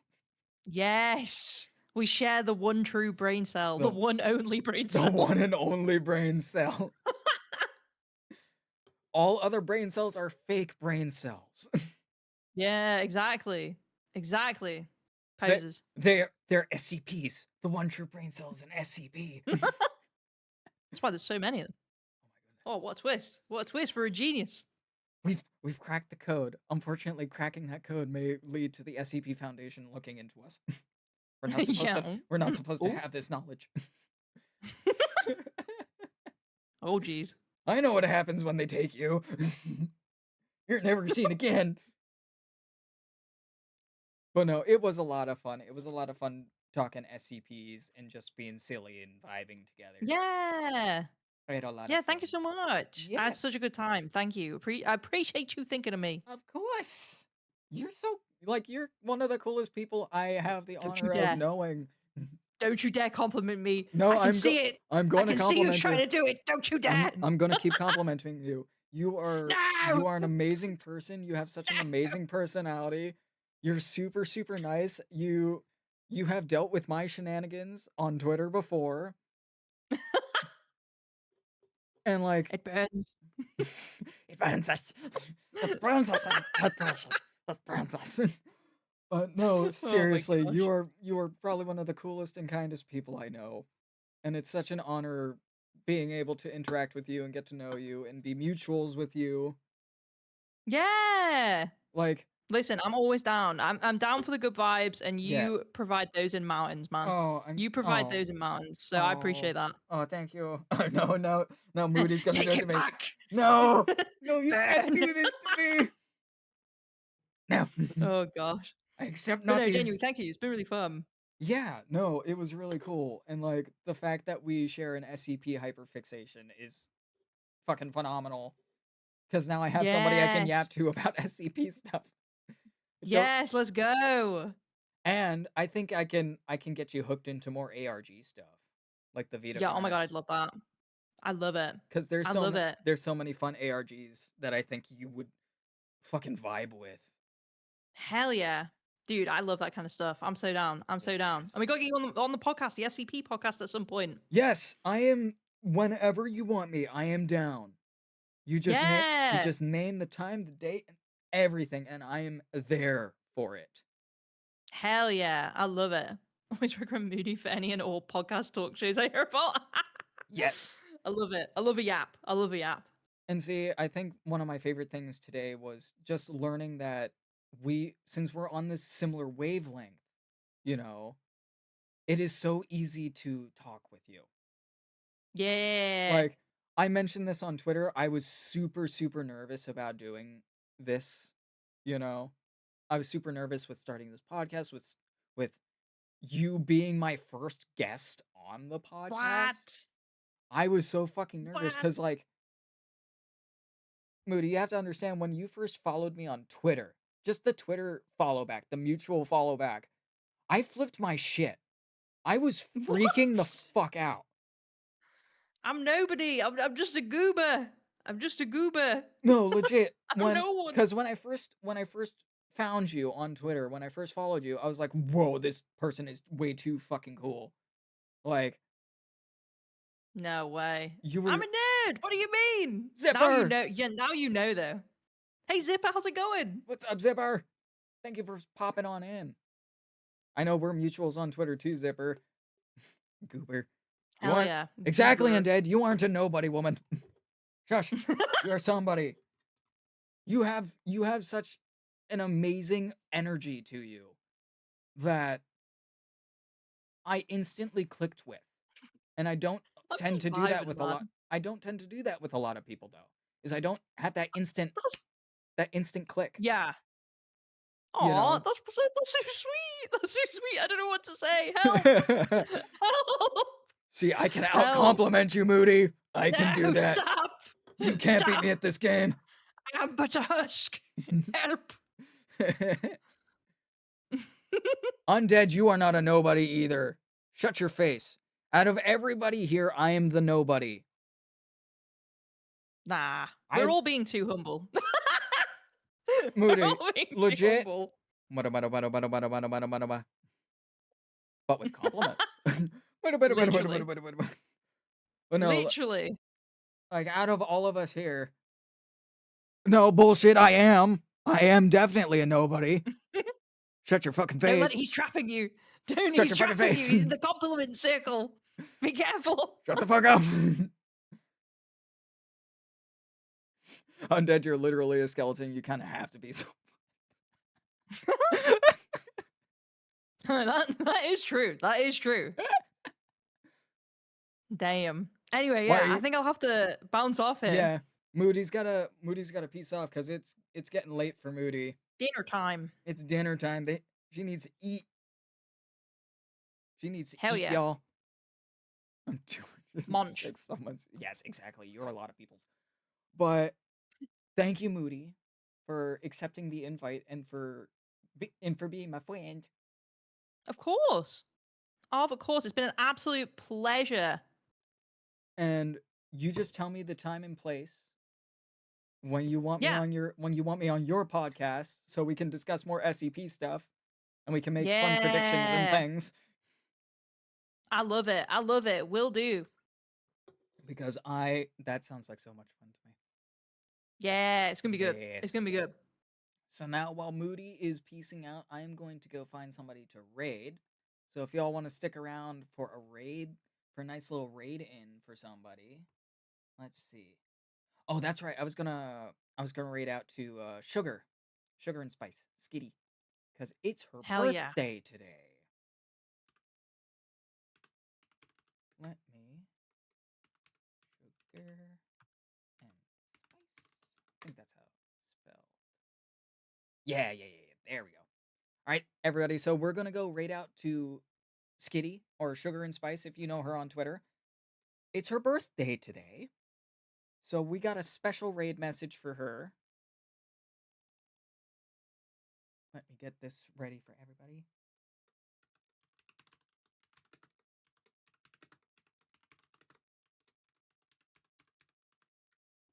There we go. And if you aren't subbed to the channel, that is perfectly fine. You can just you can copy the middle part of the text. But we want to make sure to acknowledge that it's her birthday. Everybody stick around for her birthday. I think she's going to be going pretty much the entire day, so if you can't stick around for too long, you can always come back later. With that being said, thank you, Moody, for being on the show for my premiere episode, my first ever guest on Hell the Cafe yeah. of the Void. It was an honor and a pleasure. Thank you. It was. Thank you so much. Of course. And you're always welcome back on the channel anytime. I definitely have like some horror games that I want to play with you and like chat with you about. Yeah. Whether it's just you being on call with me or I being on call with you, I am so down. But peace out, Fuck everybody. yeah. Let's go raid. And Bye.